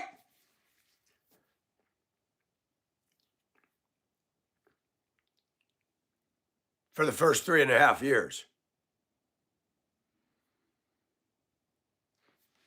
This man standing behind me is a godless fool. He is going to hell unless he gets saved. Americans have failed to realize popularity does not mean God's approval. Even if my channel were to blow up into the millions and money was pouring in, it doesn't mean that I am walking in the Spirit, that I've been endorsed by God. I don't know why we don't get that basic fact. Popularity does not equal Holy Spirit. In fact, on the contrary, narrow is the road to eternal life. Few there be that find it. Crowd psychology is a reality, folks. Study it and know it. They do it to Christians. They do it to Joel Osteen, Paula White, charlatans, cashing in on sheeple mentality. Christians should be the smartest people in the world. Jesus said it right. You are sheep. Sheep are dumb. They need a shepherd. They will walk off a cliff. They need a guide. So do we as Christians. We need God desperately. And if you don't have God and you're out there in the world and you're Gavin, you fail to realize you are moving to the beat of Satan's drum. Look at what he's done to the California state. I was born and raised in LA. He's ruined it. And he doesn't see it. Because he's high and lifted up in his mind. If you don't exalt God, then you're going to exalt yourself. That's why we got a cargo ship loads of teeny bopper women all over the internet thinking, don't you wish your girlfriend was hot like me? No, I don't. You're a twat and you're a problem. The greatest danger to America are self-centered people consumed with themselves. They could get you killed in traffic. They could get you in trouble at your job. And what's equally bad is when self-centered people have a following of equally vain, silly people that don't see how wretched they really are and pedestalize them by giving them compliments, dating them, That's why we have so many ugly women in society. I'm not talking looks-wise. I'm talking this. Because men exalted them. Men made them believe that they were all that. Most women in America are not all that. Most men are not all that. I'm not all that. But we have a society that exalts silly, immature, stuck-up, narcissist girls.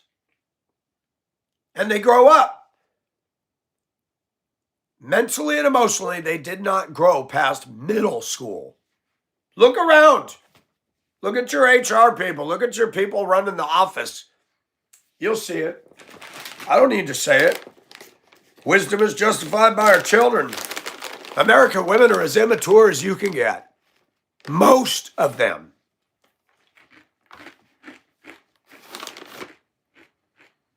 Now watch all the simps come on their channel and say, and this guy wondered why he get a girlfriend when he's talking bad about women. I'm not talking bad, I'm talking fact. Don't believe me? Watch all the other channels that are saying it.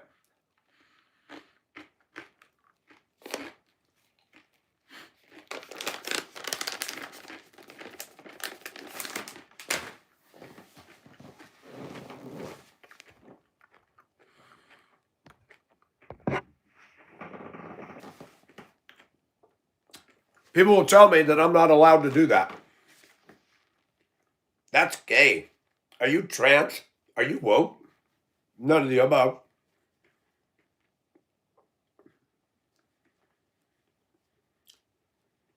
I'm not allowed to enjoy my body because it's starting to turn the corner into the wonderful world of aging. I'm not allowed to enjoy it while it lasts. I'm not allowed to be a little bit sexy, feel sexy, and be a little sensual in my own house. I'm not allowed to do that. Well, you're a grown man. It doesn't matter, does it? Women don't think so. Women aren't beating my door to get a date. And before you come back and say, well, because you dress like that. No. I don't go out there in society like that all the time. When you live in a place like I live in and you see what you see, you just finally get to a point where you go, you know what, I'm going to do what I want and just see what people do.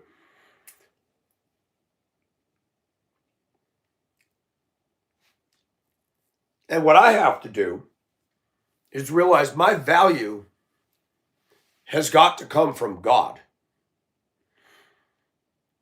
We men look for it from our wives, our jobs, our truck, our house.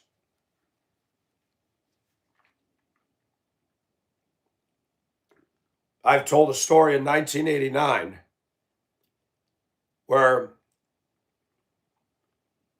the door was open in my life for a sin. Then it was easy to happen because my entire life I was groomed for it. An abusive mother, women in my family that put me down, women in my family that were middle school mentality, women that could never say I was wrong, I hurt you. And a man touched me and told me how beautiful I was, and I had never heard that. That was like throwing jet fuel on an open flame. And I struggled. People say, are you gay? I'm not gay, but I did let men touch me. I liked the validation I got. I liked the fact that they told me personally, complimenting my manhood, that thing between my legs. We don't get validation from women anymore. It's not there, folks. And while lesbianism is exploding, men are just withdrawing from the dating scene. You can look anywhere. It's all over the place. Men posting ads. I want to try this with a guy. I was reading comments on Reddit, Quora, and other things. Growing number of men that enjoy sucking off another man. I'm like, I like to read to find out, well, where's the pulse? I read several comments by men saying, I gave up on the dating scene because it's just stressful. Women will always blame the man, never take ownership. And a guy said, I'm not gay. I'm not into all that. But I can go with a group of guys. We can sit around and rub one out and have a good time. And there's no moodiness and emotional caca. That's why I went to the steam bath in Denver. As a Christian, it was wrong. But a guy would give me a complete back rub. My muscles are sore, I'm tired, and somebody's giving me touch. And you go to church on Sunday, and church has almost no relevancy in Michael's life. I didn't go yesterday because the weather was iffy. I don't even know if it was in session or not. I was surprised I didn't get a message from pastor saying it would be closed or open. And after what happened the Sunday before, I started questioning things. Why do we do what we do? The Bible says, forsake not the assembling of yourselves together, as is the manner of some. But I got a woman on my channel, lives in Kentucky. She's got a farm, got beautiful animals. She's a very nice lady from what I see. Always thoughtful and respectful in her comments. And she said, I stopped going to church. They told me I was weird. They looked at me different. I said, honey, they've been saying the same to me all my life. You go in the Bible and it says the hand cannot say to the foot, I have no need of you, but the church does it every Sunday. You're not part of our clique.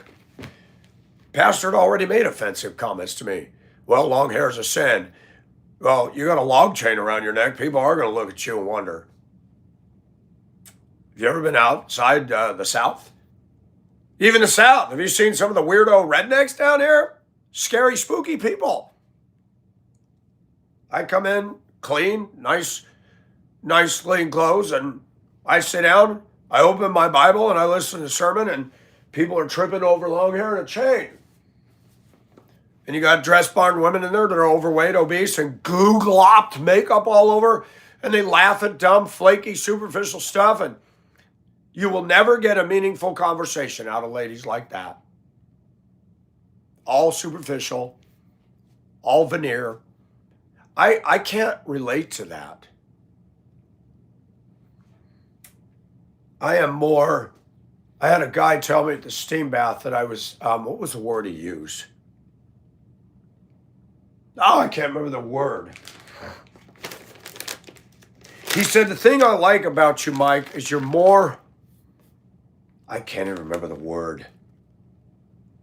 But it meant that I was more passionate.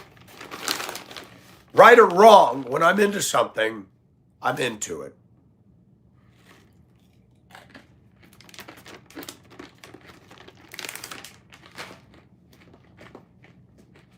I'm not into gay men. Femi talking, weird ways of acting, creepy behavior. No. Years ago, when I was in Yahoo Chat, talked to a man from Canada.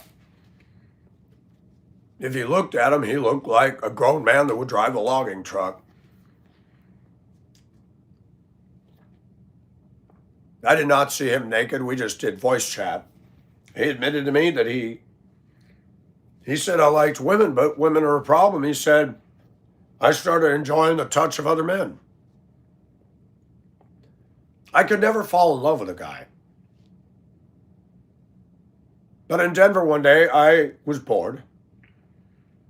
And I got on Craigslist. All those ads are gone now. They got rid of all that personal stuff. Guy offering massage. He's an older man. I went over there and he rubbed me down. I had no attraction, but he had a roommate. Roommate was a Pacific Islander male who was good looking. He said, my roommate's going to come home. You can, and I was naked. He was giving me a rub down, and I said, is he going to be okay if he sees me? Yeah, he doesn't mind. He walked in that room and he said, wow, you're really good looking. Can I touch you? I said, yes. And we kind of got involved. I wrapped myself around him. It felt good, skin to skin, and I enjoyed it. Totally wrong. I'm a Christian man. I've gone out with women in Denver. Every relationship was just troublesome. They all ended. And in my flesh, I thought, you know what? And the guy was good looking. I had a moment the other day where he came into my mind and I remembered that. And I was like, that was really nice. Was I in love with him? No. I can't fall in love with a man.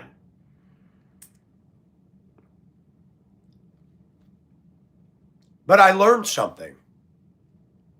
I'm going to be brutally honest. This is going to shock the stuff out of people. I don't care.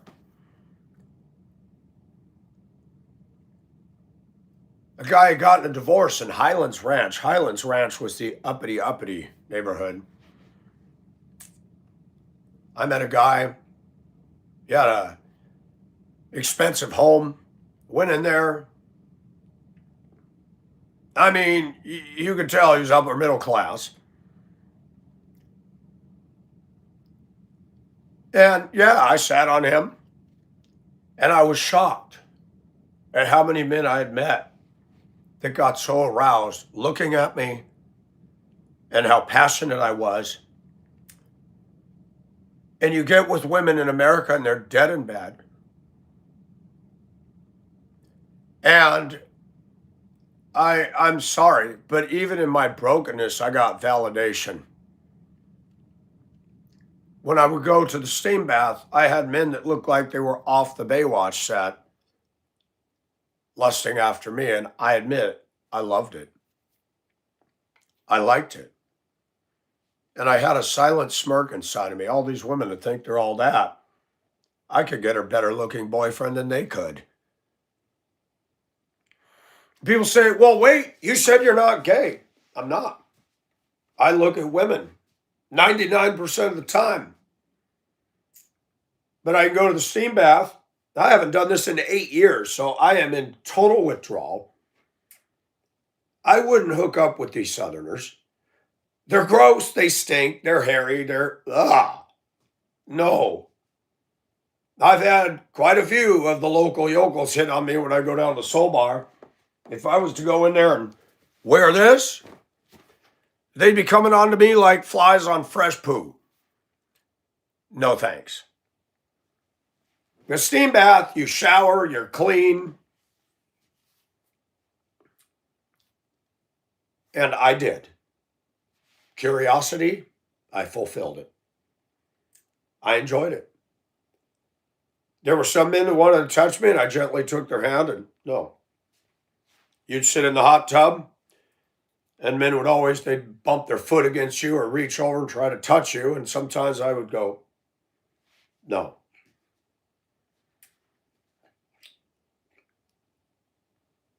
I don't look at a man's butt.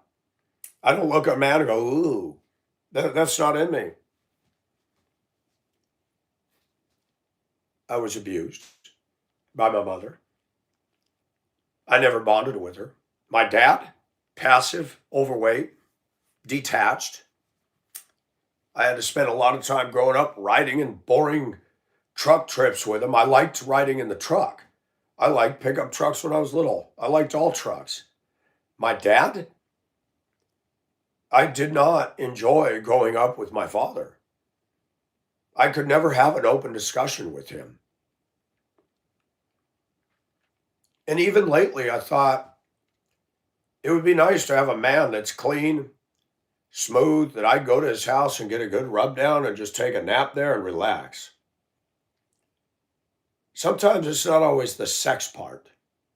Sometimes it's just the affirmation as a man.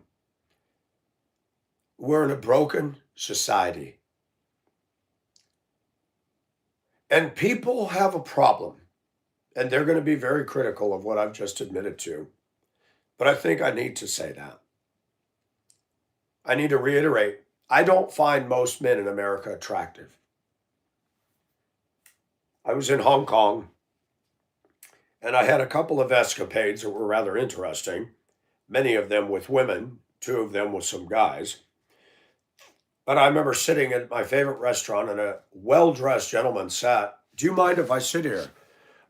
a tall Russian man. He looked like he could be British royalty. He had that men's, what British wear that are in the higher echelon of royalty. Nicest Russian man I ever met. Beautiful as far as a man. The chiseled facial features, muscular. I liked him. I liked talking to him. He talked to me unlike any American male ever. He talked to me as if though I was on the executive board of a major corporation. I said, what is wrong in our country? Why did I meet more well-adjusted males overseas from other countries than I do here? Now, I have two good friends, Bob and Eric, E-Rock, and I talk to them regularly. They're both married. There's none of that gay thing. And I like to talk to them. I like to bounce things off of them. I want their perspective. They were both attracted to my channel.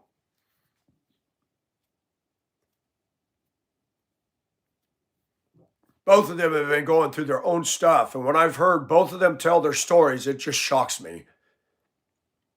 And I'm going to not blow all that out here. I don't look at them sexually. Any of my male friends, any of them that I'm close to in the chat, I don't look at them that way. One of the moderators was making hints at me, and I'm like, that's gross. You're gone. I'm not wired the way anybody thinks. Americans like to fit everything in this nice, neat little box. And they find that when they try to do that with me, I just explode. It's like, you're not going to do it.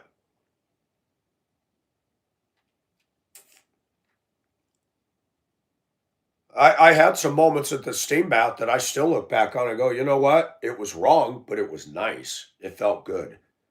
It felt good to be a man and be naked with other men. If you wanted to explore something, you could. Grown people, grown adults. I like being naked, and you can't do that in society. I don't run naked in my house, but I liked going to a place where you could be naked. I liked it when other men validated me. I liked it when they looked and they said, man, you're nice. Because what women don't understand in this society is we need it too.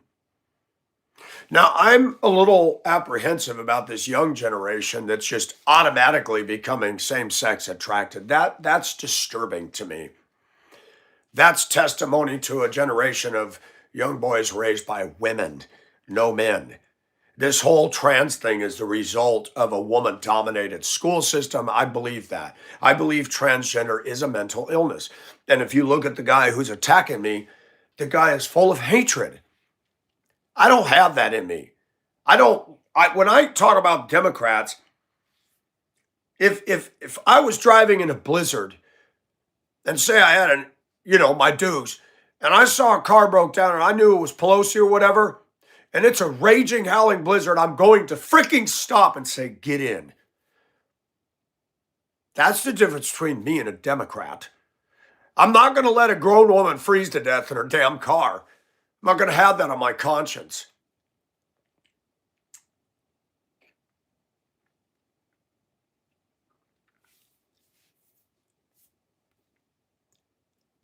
People don't know who I am. I did a video in Colorado. I had a series called Thoughts from the Garage. The late Jim Woodworth had a garage. It was just full of tools and everything. And there was a window. It was freezing cold in there. But to get out of the house so I wouldn't be heard talking about my risque past, I'd go out in the garage on a winter's day and put my laptop out there and fire away. I did a video called Wine, W-H-I-N-E, Women and Song. And in it, I discussed my sordid affairs and playing around and women and marriages and touching on the bisexual side of things. And I think it was about 4 hours long, 3 or 4 hours. Within 2 weeks, I had 3 women respond. One from Barbados, Black. One from Melbourne, Filipina. One from Livingston, Texas, redhead white woman. All three of them said the same damn thing. I have never in my life seen a video or a man admit to such transparent honesty as I have you. You are so attractive to me. 3 countries, 3 different women nationally, and a woman that was from a country living in another country. Nashanda and I talked on Skype, Barbados. I said, I'm surprised you're not turned off. She was a Christian woman. There was a woman from the UK. I called her Gypsy. She said she was from the Gypsy Romano culture. She had seen my ad on a date site in Denver, seeking ebony woman. That's what I put. I was curious. I hadn't dated a black woman. I wanted to find out. She responds, well, you can determine if I'm ebony or not. She gave me pictures. No shirt on, long hair, arms up, her backside. Well, I could tell by looking at that. Oh, she's fine. Okay, she's not ebony, but she's cute. Dumb me, I bit down on the hook. I wrote her back. I said, here's my phone number. Your pictures are pretty. Give me a call. She responded with capital lock. Caps lock. That's when you're yelling on the internet. I don't give my phone number. I didn't ask you for it.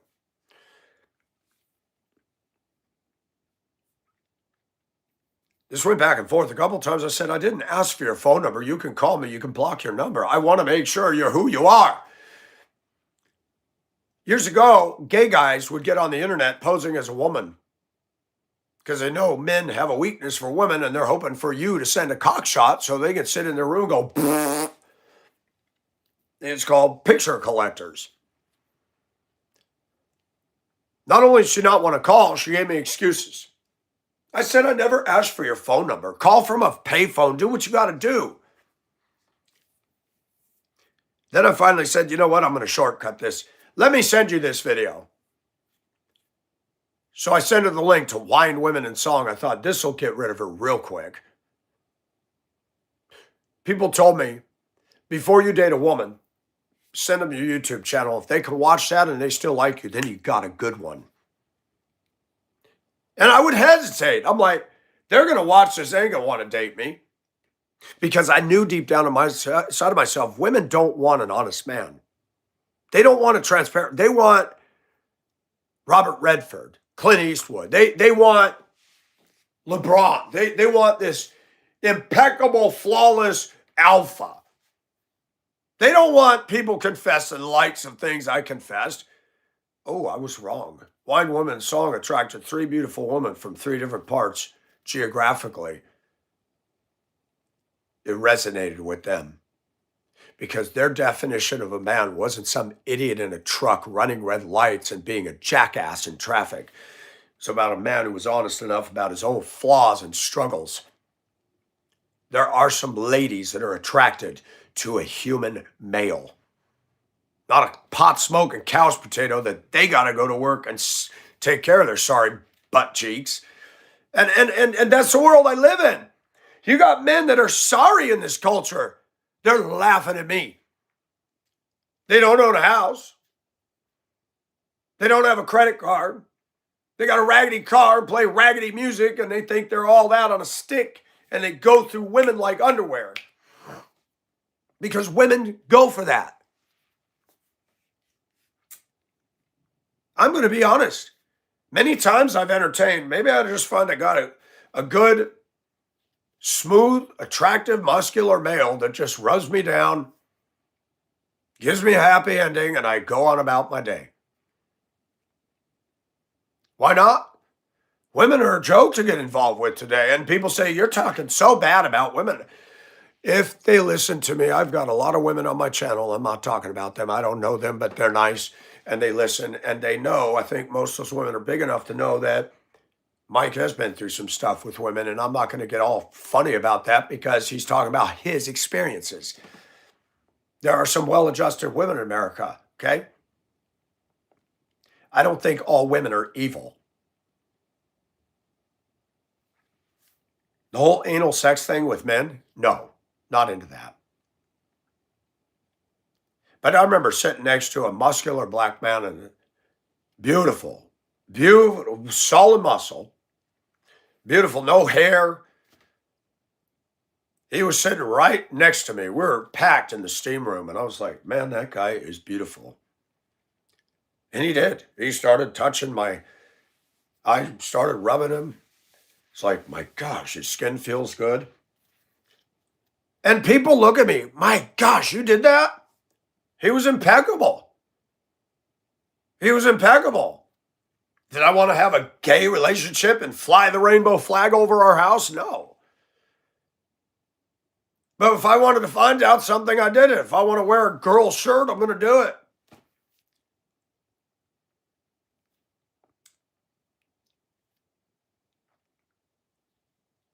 There are women that have looked me in the eye and say, I'm not attracted to men.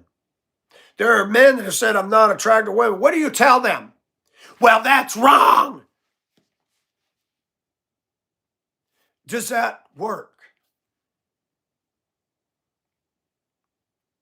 I'm attracted to women way more than men. I spend too much time. The only reason I'm not looking at porn is because I decided to go live today and be productive instead of looking at filth. Because I want to get that out of my life. But guess what? Even if I can master that, I'm still going to masturbate. There's still going to be thoughts. There's still going to be moments from the past that were pleasing. That Pacific Islander that came over when I was getting rubbed down by his roommate, I had no attraction to the guy that gave me the rub down. I didn't do anything that way with him. But it was nice to be naked with another man and not be judged and have them rubbing my body down. And we were having intellectual discussions. You cannot do that with most women. You can't even sit down and have an intellectual conversation with most women in our society because you go to these southern churches and they're like, with their dress barn clothing and they're ugly. They're not pretty. They're not attractive. There's nothing sensual about them. I'm not going to have this kind of discussion with them ever. Are you out of your mind? A frog in my throat, man. You shall know the truth, and the truth shall set you free. But most people, most men, most women in the church, I've noticed women. You got a lot of women that are rigid. They're very self-conscious about their underarms. They'll never put their arms up. I like women when they're posing and they're like this. That's such sheer confidence in their bodies.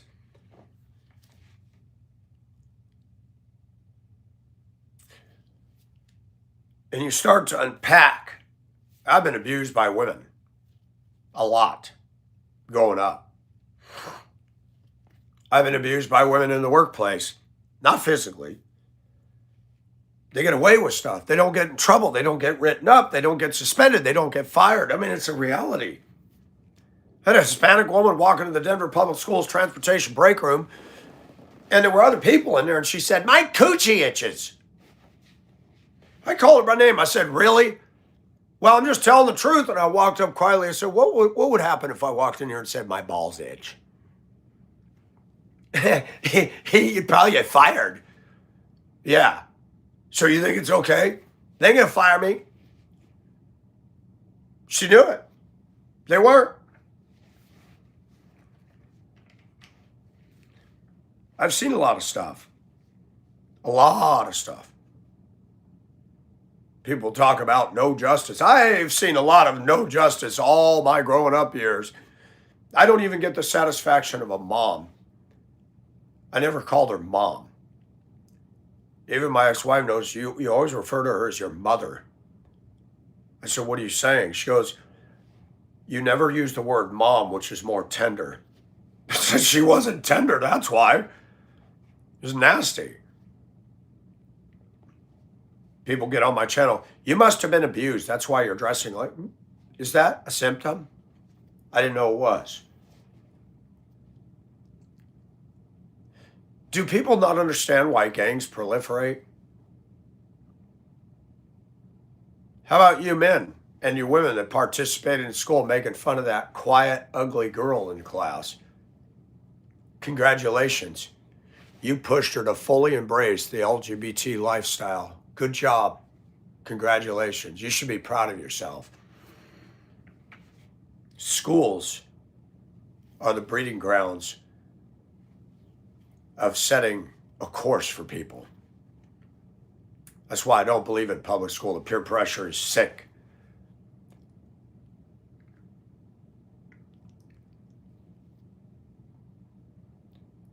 And you see these women that are wallflowers, they're not pretty, nobody's going to ask them out. They're not going to go to the dance, and people make that known.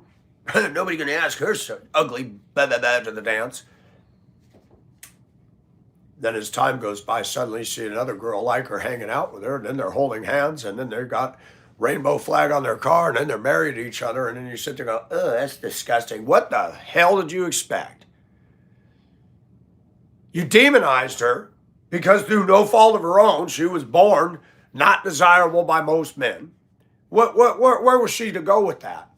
Where was I to go? When women cockblocked me and they ignored me and I'm not worthy and they laughed at me for my glasses.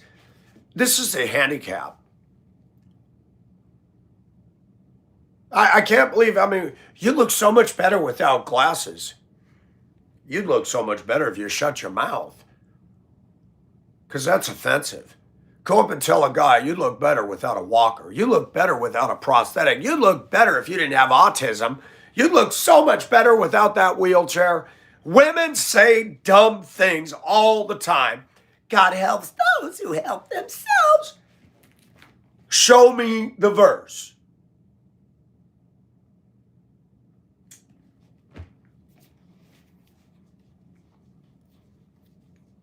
A lot of women really believe they're shisty stuff. I'm trying to.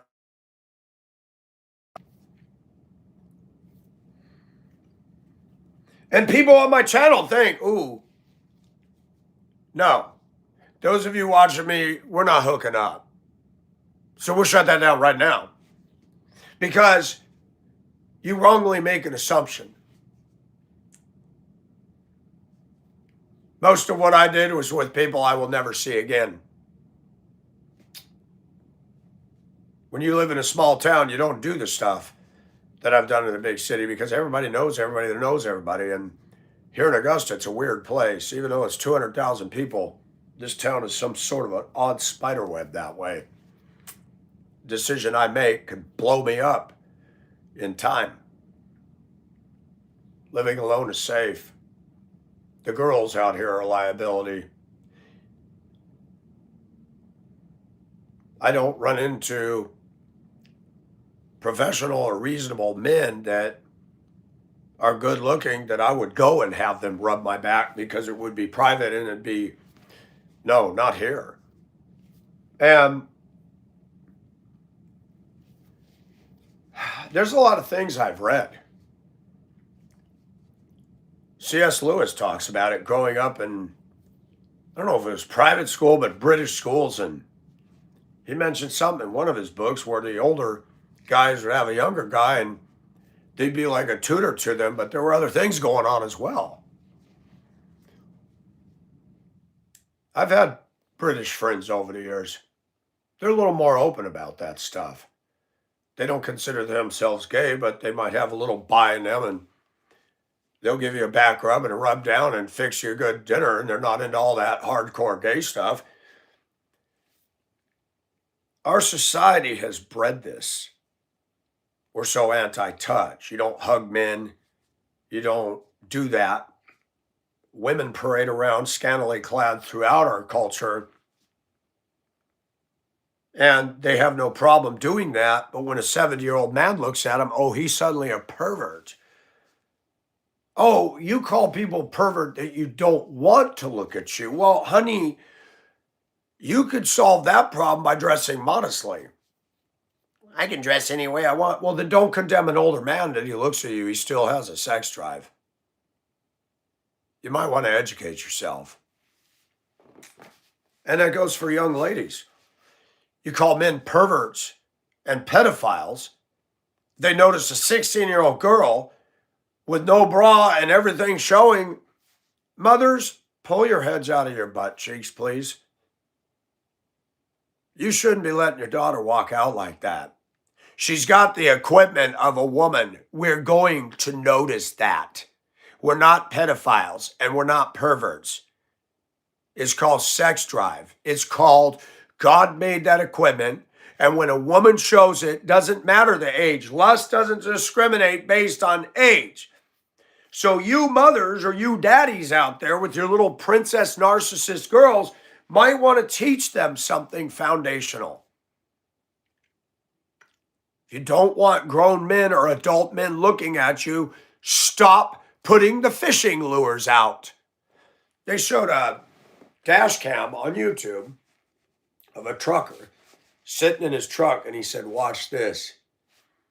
That girl walking across the lot is 15 years old, going into trucks, getting paid to be a lot lizard.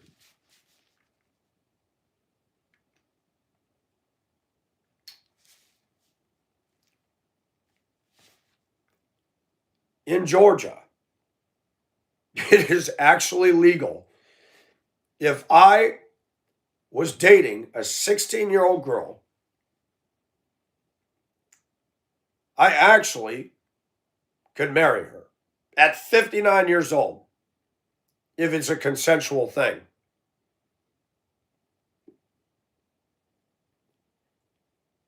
I tell people that and they're shocked. Mike, would you marry a 16-year-old? No, I wouldn't.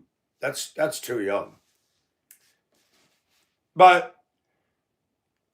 And the young girls today aren't like they were 100 years ago. If I was 59 back in 1900 and a 16-year-old who wasn't feminized the way they are today fell in love with me, I'd be going, man, I get some good love making, and when I die, she gets all my estate. That's a fair trade exchange. But a 16-year-old in 1900 was a lot different than they are today. They didn't have these attitudes. They weren't doing what they're doing. You look at girls back in 19, they were doing household duties back then. They weren't smarting off and getting on the internet. They didn't have that. Back then, it was about survival. Back then, you had to grow up. Today, we're not encouraged to do so. You know, you got women wearing shirts, he who dies with the most toys wins. Wins what? In eternity, what do you win? Nothing. You had in the 70s and 80s, my other car is a broom. Women proud of being a witch. Not a literal one, but they wear it out with a badge. I'm amazed at how many women today think it's awesome to be rude. I got so frustrated with that high school route. In the morning, usually the morning you have less problems. They're half asleep. Oh no, they light pot, they start fights and everything else. One day I said, out of all the buses I've driven in 4 states, this is some of the worst route I've ever driven. And a girl that would laugh like a hyena, smell like BO, who was awful, offensive all the way. Acting up. I had to write her up. She got kicked off for a week. She stood up and applauded. I said, you proud of that? Yep, I sure am.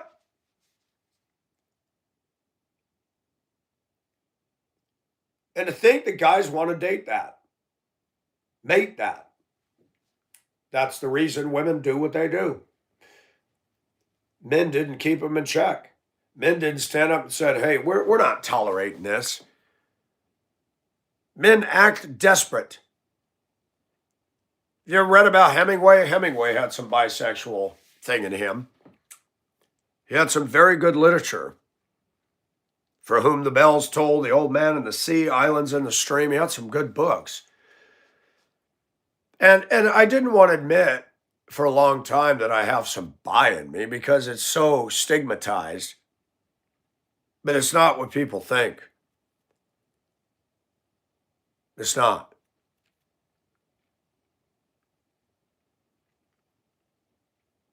Psychology 101.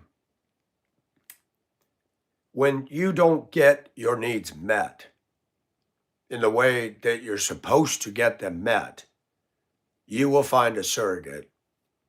I learned that a long time ago. When a man told me compliments, was gentle and touched me, even though it was sinful, that was a direction turner for me. And the only reason I don't just pursue that is because of the conflict that it raises with this. But even still, there was a man that was attractive, had a job, had a nice place, and we could be friends, and he wanted to rub me down, I'd let him. Because you're not going to get that from a woman.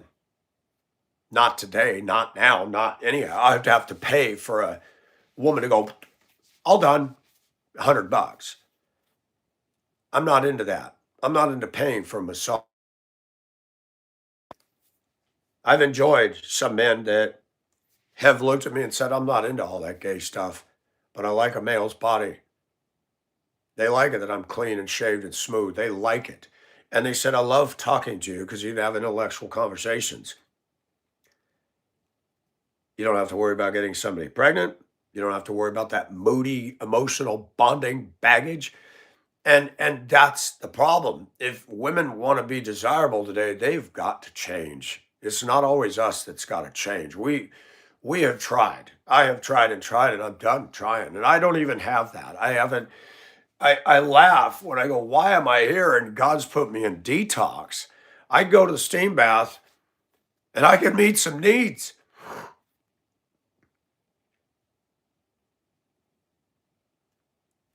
There was a guy that was muscular. He'd come into the sauna and you get so hot, you dump the buckets of cold water on your head. And oh, yeah, we'd sit there. You know, it was nice. We could just be naked in front of each other and enjoy that.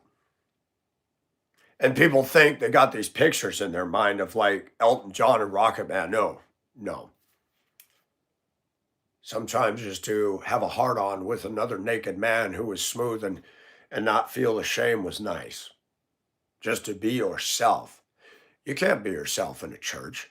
I'm going to a Baptist church. I believe the same things they do verbatim. I don't act up. And you got rude people that can't say hi. You got a rude man making rude comments. And yesterday, even if it was open, I said, I don't even want to go. I struggle with my walk with God because I have this voracious sexual appetite on the one side that I'm not allowed to be honest with. Mike, what if your pastor, your congregation saw this? I hope they do. I hope every Christian in America sees this. I hope every self-righteous pastor sees this. Bible says, you shall know the truth, and the truth shall set you free. But watch what Christians do when you try to be real honesty. You're punished for it. Is that what we're supposed to do? I do have sexual problems. I haven't done anything with it in 8 years. I mean, I've had some women come over and tease me. I've had a couple women get totally naked on me, but we didn't go all the way. That was a while ago. There was a beautiful blonde woman, worked in transportation. She'd come over and stretch that. She was good looking for her age. I can't do this. I said, man, you're dating a guy. You're tired of him. Why don't you move out? No. Women monkey branch. They want that safe place to go to, and then they want to fool around. And I'm done with all that. I have tried to deny my sex drive. I have tried all the tricks in the book. It doesn't work. And you read the verses. I was reading this yesterday, and I need to do a study on it because this is some hard stuff. Then you got Christians in this universe that actually think that they're doing everything right.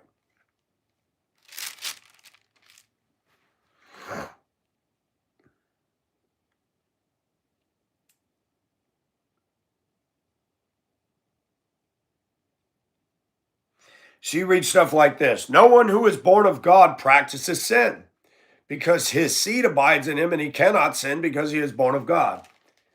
What is that talking about? Because I sin. Let's read on. See, I don't avoid stuff.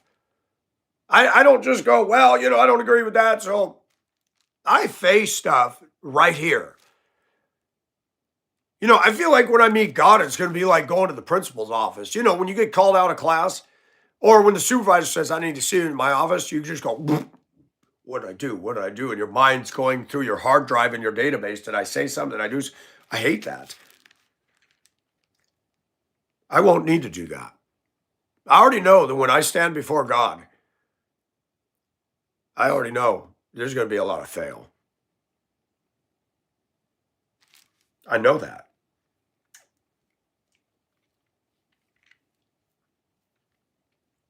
By this, the children of God and the children of the devil are obvious.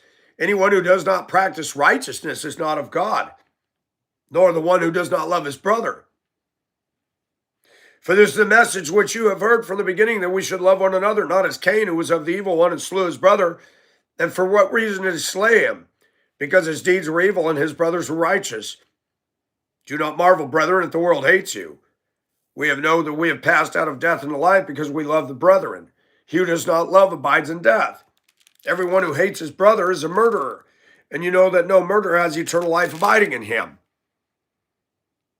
We know love by this, that he laid down his life for us, and we ought to lay down our lives for the brethren. But whoever has this world's goods and beholds his brother in his need and closes his heart against him, how does the love of God abide in him?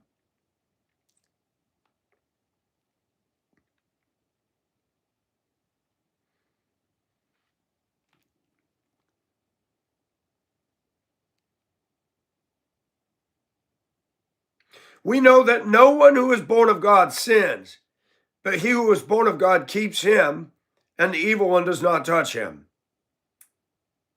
I mean, you read in 1 John, and it's all this stuff in here. You read it and you go, my gosh.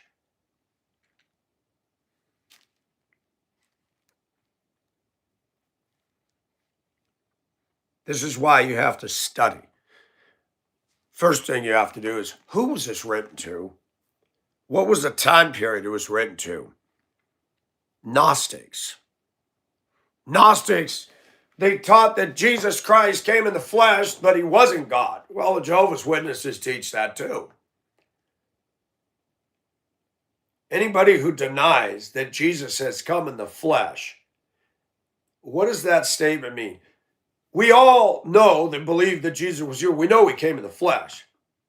But this is a group of people saying that wasn't God wrapped in flesh. That was just a mere man. And John's saying, no, that was God wrapped in flesh. You deny that, you're not a Christian. So you get into all this stuff because the Gnostics were saying you can live any way you please. John's saying, no, you can't. Do Christians sin? Yes. Okay, let's go to my church. I'll bet you none of those women and men struggle with the stuff I do. Does that mean I'm not going to heaven and they are? Crusty curmudgeon couple that they got marital struggles and he's just curt and rude for no reason? That doesn't seem like somebody who's walking in the Spirit. But would I say they're not Christians? No, I wouldn't. My ex-wife was a Christian. She was a horrible wife. She's a horrible mother. And I will never apologize and backtrack from that. She enabled and spoiled my boy, and she, to this day, does it. Me, I've been judged by my son, my ex, my mother, everybody, even on this channel. I got saved not because I'm some good boy. I got saved because I knew deep down inside I was a sinner. And there's a belief out there that if you're Paul Washer, he's crazy. He teaches that if you sin, you must not have been saved. He teaches what's called lordship salvation. I don't believe in that. When you get saved, you acknowledge that he is Lord, that he is God, and you need to be saved, and you can't earn favor with God. But that lordship thing is a process. We learn as we get older if we're paying attention. A lot of Christians don't. You've got infant Christians. Paul says, bring you solid meat. I had to bring milk because you're infants. That's not a compliment. America probably has more diapered saints than any other nation church-wise. We got a lot of immature women and men in the church. And I'm going to step out on a plank here. I think women tend to be more immature in the faith and sound doctrine than men in America. You will not see women consulting commentaries and Bible study books. They come to church with their southern quilted Bible covers and all their highlighters, goo-gopped in makeup, dress barn clothing, overweight, tattoos down the arm when they went out and did their little rebellious thing. And they laugh at superficial things, and they don't care about me, and they don't reach across the aisle to me, and they judge and they look down their noses. What did they get out of this? Immature baby Christians. They got saved and they put it in park. That's it. They're not rolling down the highway. They're not getting on YouTube talking about the things. They'll never do that because it's not safe for them.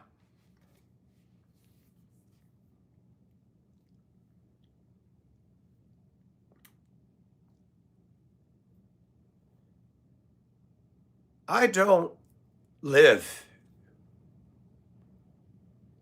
in a world that's paradise. Believe me. I go to work, there's problems at work. I go to church, there's problems at church. I drive my truck, there's problems out there on the road. You go to a store. I remember in places I live where it was mostly white people, you got them Karens. They see you coming down the aisle, they turn their cart sideways, and then their big old butts in the way, and they look at you as you're trying to come down the aisle. They don't move to one side or the other. They're going to play Power Trip in the store with a shopping cart. Why do people do that? Because there's a devil. Because even though I'm flawed and I've got problems, I know that deep down inside I'm not perfect. God didn't save me because I was perfect. He saved me because I'm wretched. Oh, wretched man that I am, Paul says, who shall deliver me from this body of sin and death? Paul was the one that supposedly followed all the law, and he's calling himself that. Well, how much more me? I'm a sensual piglet. I'm very much into touch. And no, not just anybody. Some man come up and try to touch me, I'm going to knock him into next week. Get off of me. Guy picked me up at transportation. A black guy picked me up off the floor. And I said, do not pick me up. Why? I said, do not pick me up again. Don't touch me. No, I'm not gay. You're never going to see me fly a rainbow flag. That's stupid. I'm not into all that. But I'm honest and I'm human. I understand in my own frail, weak self,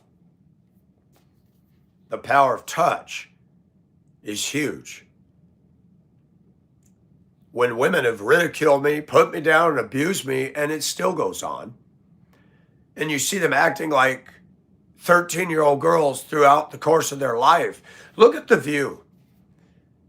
You want to talk about a healthometer of the nation. Look at the women on The View. None of them are pretty, inside or out. Joy Behar. These aren't nice women. And they're ignorant. They're acting as if though they're knowledge experts on everything. That show is for adult middle schooler women. Any grown man sitting there watching that needs his head examined. So I don't care what people say to me. I got my problems. But that's extremism. Ilhan Omar's extremism. Paulus is a gay governor of the state of Colorado. I don't agree with that. I believe marriage should be between a man and a woman, not two men, not two women. Am I open-minded on some things that I shouldn't be? Yes. If I had a woman that I loved deeply and she had a girlfriend that she had loved, but she wasn't going to leave me for, I wouldn't care. As long as that girl doesn't interfere with us and try to be a power trip over me, I don't care. But Mike, that's not biblical. Of course it isn't. Was it biblical for all these men in the Bible to have all these wives? And God used them, didn't he?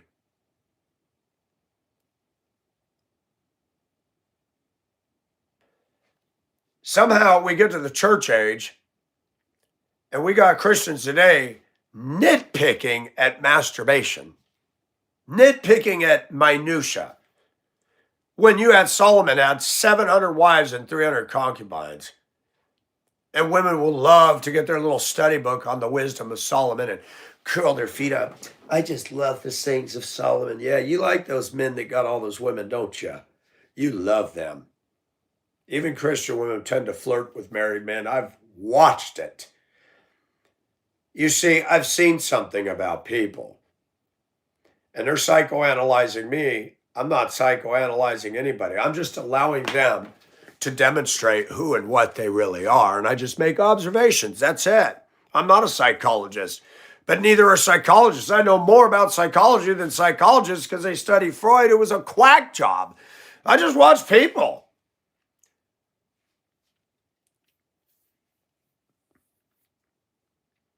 Yes, I felt guilt. I felt guilt when I've lied naked on top of another man and got my jollies because it was fun. It was taboo. It was wrong as all get out. But here's the problem. The church gives you nothing. They quote scripture at everything. And I believe in the power of the word. But guilt and shame and ignoring problems doesn't make you more righteous. And it's never worked. It's never worked in society. God has to change my or your heart. And we can fake it. We can stuff it. We can pretend. That's what corporate America does. Why are we going into church and playing corporate games? I don't think you should go as a man to a grown woman and say you got a problem with insatiable lust. I think you need to use wisdom. And the older I get, I tell Christians, do not go to your pastor and everybody in church with your problems. Be very careful who you share your sin with. We don't need a Catholic priest. We don't need our pastor to be our priest. The Bible says we have a great high priest. Men and women, there are some things you just need to go to God and keep everybody else out of that. It's none of their business unless it involved that person. You go and sin with the church secretary, well, now you got a problem. Now you got to go vocal about it. But if you got a private sin going on in your bedroom, in your home, looking at something you shouldn't be looking at, do not go and tell people in the church, especially the women. They'll sit there. Michael's looking at porn. Oh my gosh, he's looking at porn. That's terrible. He said, yeah. And then you walk in there with a big target on your back every Sunday. That's not what this teaches. Pray for one another. Encourage each other. We're not doing that. Our church is destroying Christians. Our churches are diminishing. Do you notice young people aren't going anymore? And if they do, they're smart aleck teenagers that they're not changing. Nothing's changing. They're just rude. Let me just put it this way. In spite of all my brokenness, I get out here and I declare this unswervingly, unapologetically. How many people are doing that?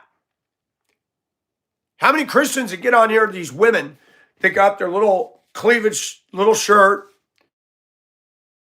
How many of these people on YouTube that are doing their little Bible studies are going to be honest about their own self? Zero. So I am, and I've always been a pioneer from Pacific Ocean Asia Channel to this. And this is not for everybody, especially fakes, corporate, people that play games, people that play hide and seek with society. They act like they're righteous when inside they're just wicked, nasty, awful, evil people.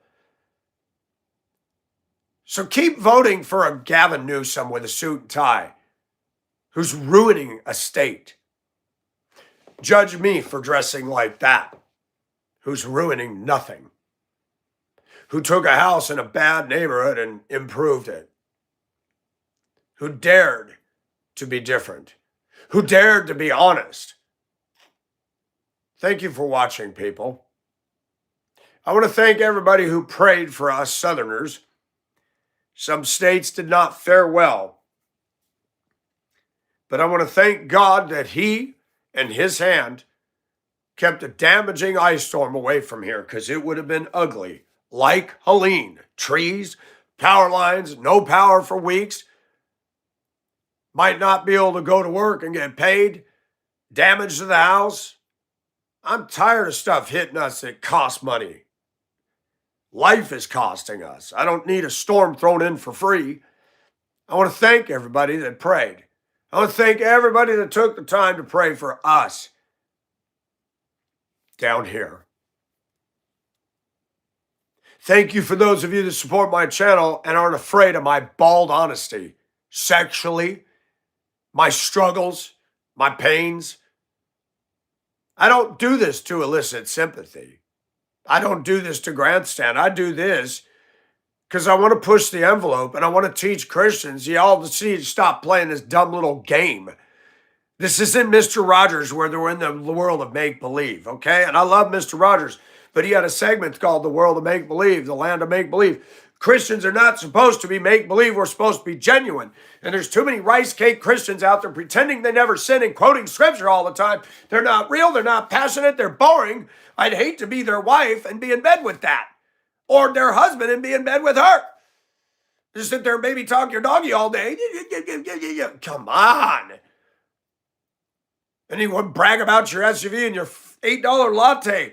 Boring. Get on my ship, people. Let's sail out of that dirty, oil-infested, stained, watery part. Einstein's definition of insanity, doing the same thing over and over again, expecting different results.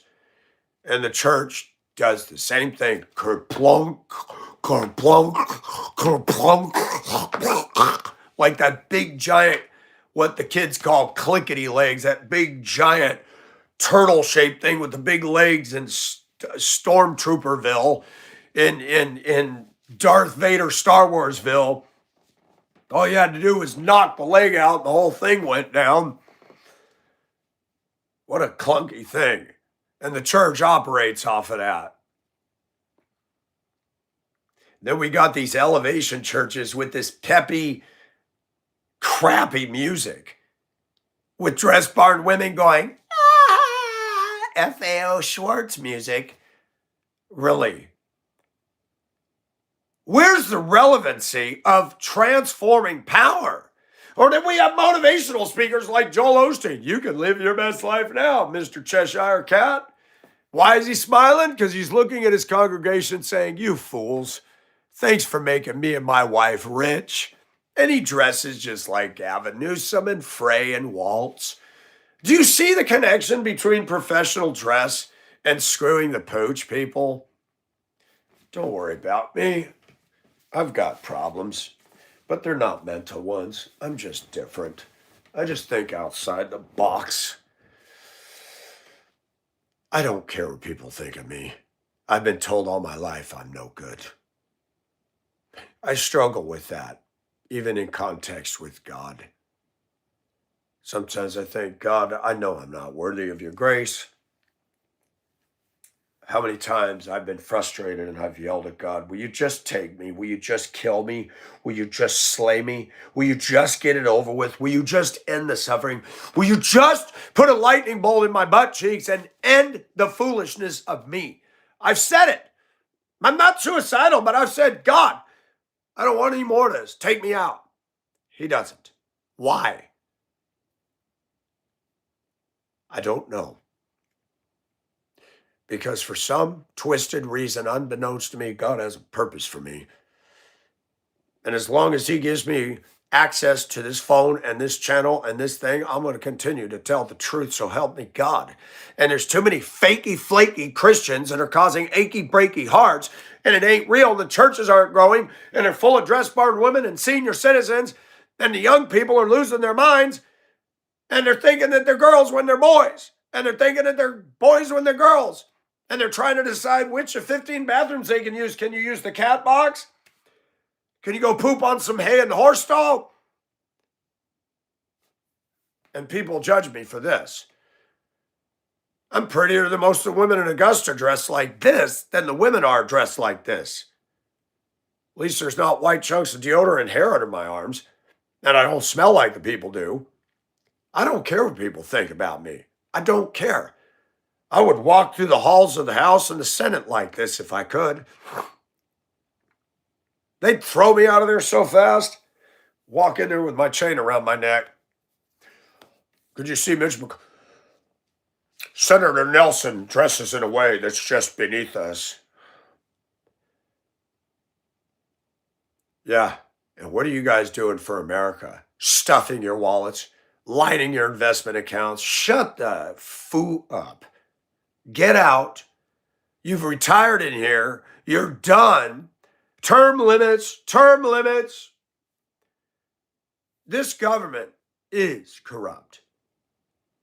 Just because Trump's in office doesn't mean the corruption's left. It still goes on. The salaries of these politicians is criminal. And how are they still making money in office and all this other crap? There needs to be some controls on this. You want to be a capitalist? Go get a job. Don't milk the tit of the U.S. government. And that's what they're doing. And my taxes go up to pay for these lousy people. Stop worrying about this top that I'm wearing. If you don't like it, okay. Put a black piece of paper over your screen and listen on. I don't care if a man thinks I'm hot. I don't care. He wants to go and spend one off on the toilet. At least he's happy. Doesn't mean I'm going to hook up with him. The difference between me as a Christian is I realize reality. We're all going to stand before God, and every single person I know, including all these TikTok stuck-up narcissist teen queens and tween queens and up 20, 30, 40, 50, 60-year-old queens, they're going to stand before God, and I do not want to see the rap sheet that God reads off to them. Some of these black women with that attitude, I'd love to see God just look at them and go, well, you ain't going to heaven, sister. Huh. Put it right back to them. All this attitude. Who do you think you are, people? Who do you think you are? Your judgment of me matters nothing. I judge because I see things. I'm going to judge. I'm going to be judged. People are going to judge whether they have the right to judge me or not. People say, you can't judge. Show me where it says that. Verse says, take the plank out of your eye to see the splinter. Most people judging me got a beam in their eye. They're lost souls going to hell. The Bible says they don't have the right. Paul says that. The world cannot judge us. Oh, they'll make their verbal statements, but their judgment is invalid. They're not God. They're not living. They're not saved. They're not forgiven. They're not redeemed.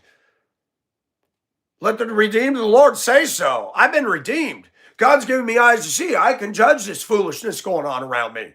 I can judge these bad attitudes. Absolutely. There's nothing that says I can't. And I know there's well-meaning Christians. I like your content, but I wish you wouldn't dress that way. I appreciate that. But I'm going to do it as long as I like it. So either get used to it or find another channel to look at. I don't know what to tell you. I'm done living my life for your opinion.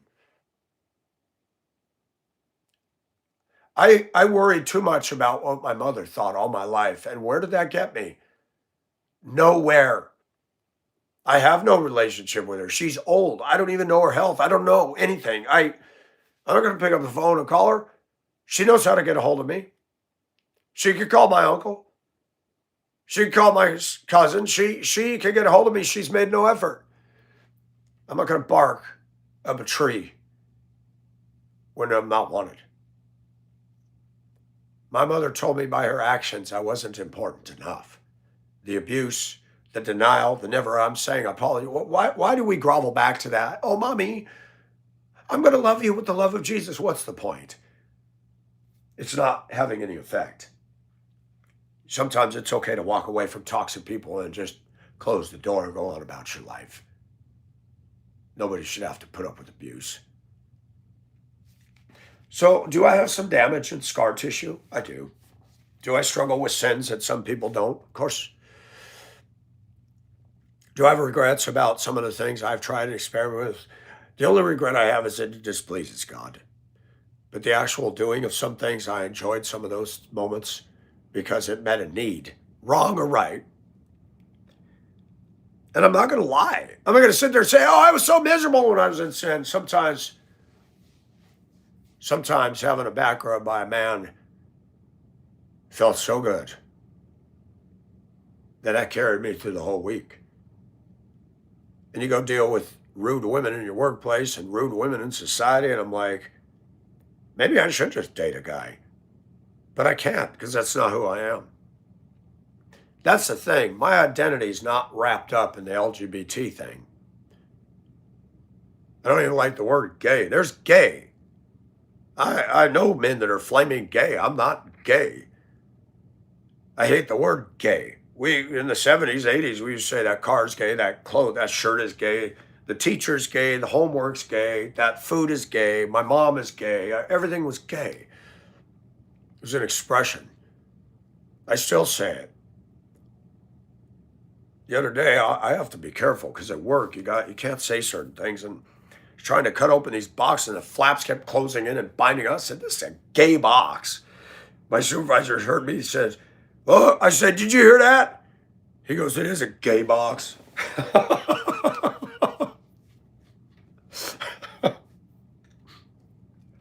Sometimes you just got to say it.